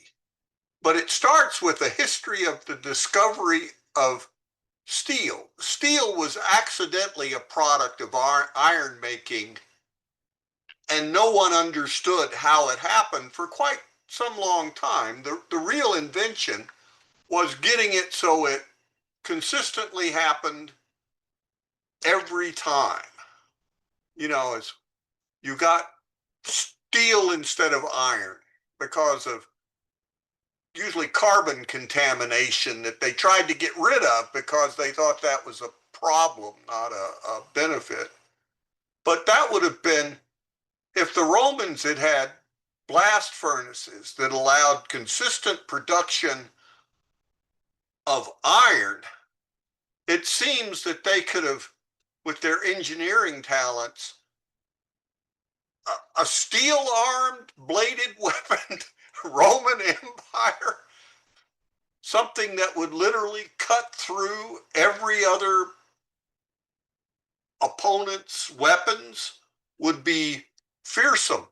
I think they could finally have crossed the Rhine and gotten the Germans if they'd have had steel weapons. Oh well. But that's an interesting thing you said, Stephen, that just happened to fit with other things that got stuck in my mind. Or the primitive pig iron was 2% carbon, which of course is not suitable, because when you took an ingot of 2% carbon, if you wanted to make a sword, the working process would actually diminish the carbon, and you could get down to, well, maybe 1% or slightly less, which was fairly suitable for a steel sword. This was done in the late Middle Ages. And of course, this is what our modern world was built on. Suddenly you've got steel for implements and goods that you didn't have before.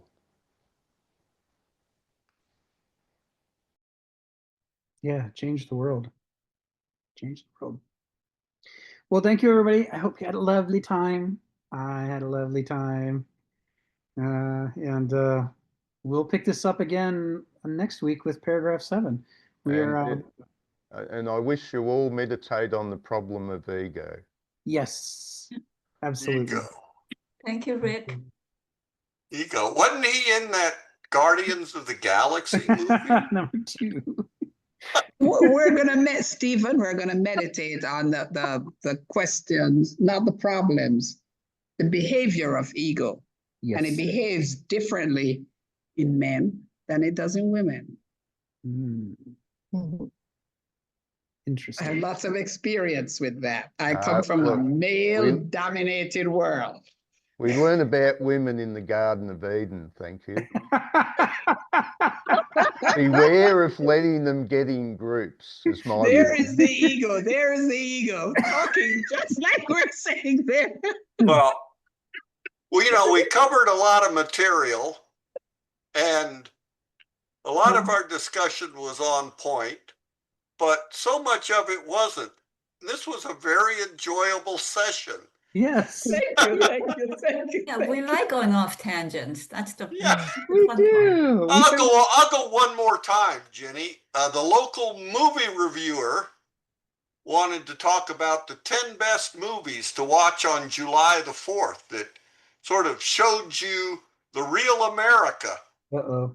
And number 9, or I think, was it number 9 or number 2? I can't remember how he ordered his list, was Do the Right Thing, starring Jenny Yang.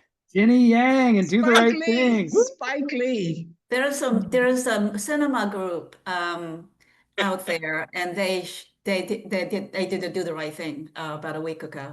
Nice. Oh yeah. Okay. Yeah, it's done well. It is sort of it is a celebration of America in a way. I think it's a very positive movie. I mean, not without difficulties. Yeah. Difficult, but true. It's something to think about. Yeah, but a lot of people figured out how to get along in that movie, despite a lot of differences. Can we have the name of that movie in the comments? Do the Right Thing. Do the Right Do Thing the Right Thing by by Spike Lee. Spike Lee. He Spike Lee's directed Do the it, Right wrote Thing. it, produced it. He Acts did, in it. yeah, he Acts in did. it. Chopin, So yeah, does yeah. Ginny. In fact, the tennis tournaments that are on now, particularly the French Open, he was front and center. Does Spike was there? Spike? Spike Yeah. Lee, yes. Oh gosh, Oh, good. yes. Yeah, and he likes basketball, you know, he's And then Coco Gauff won the women's French Open, and he was ecstatic. You know. So was I, as a matter of fact. See, you have achieved that self-immortalization, you know, that athanatustai that the Yeah. Greeks sought, Jenny. You'll live forever. You're in a good movie that will be Lord. preserved forever. Wow, what a statement. Thank you, Donna. I was just going to say, maybe you should pursue stand-up comedy next time when you made that comment about, you know, how rich people don't taste as good as the poor people, blah, blah, blah.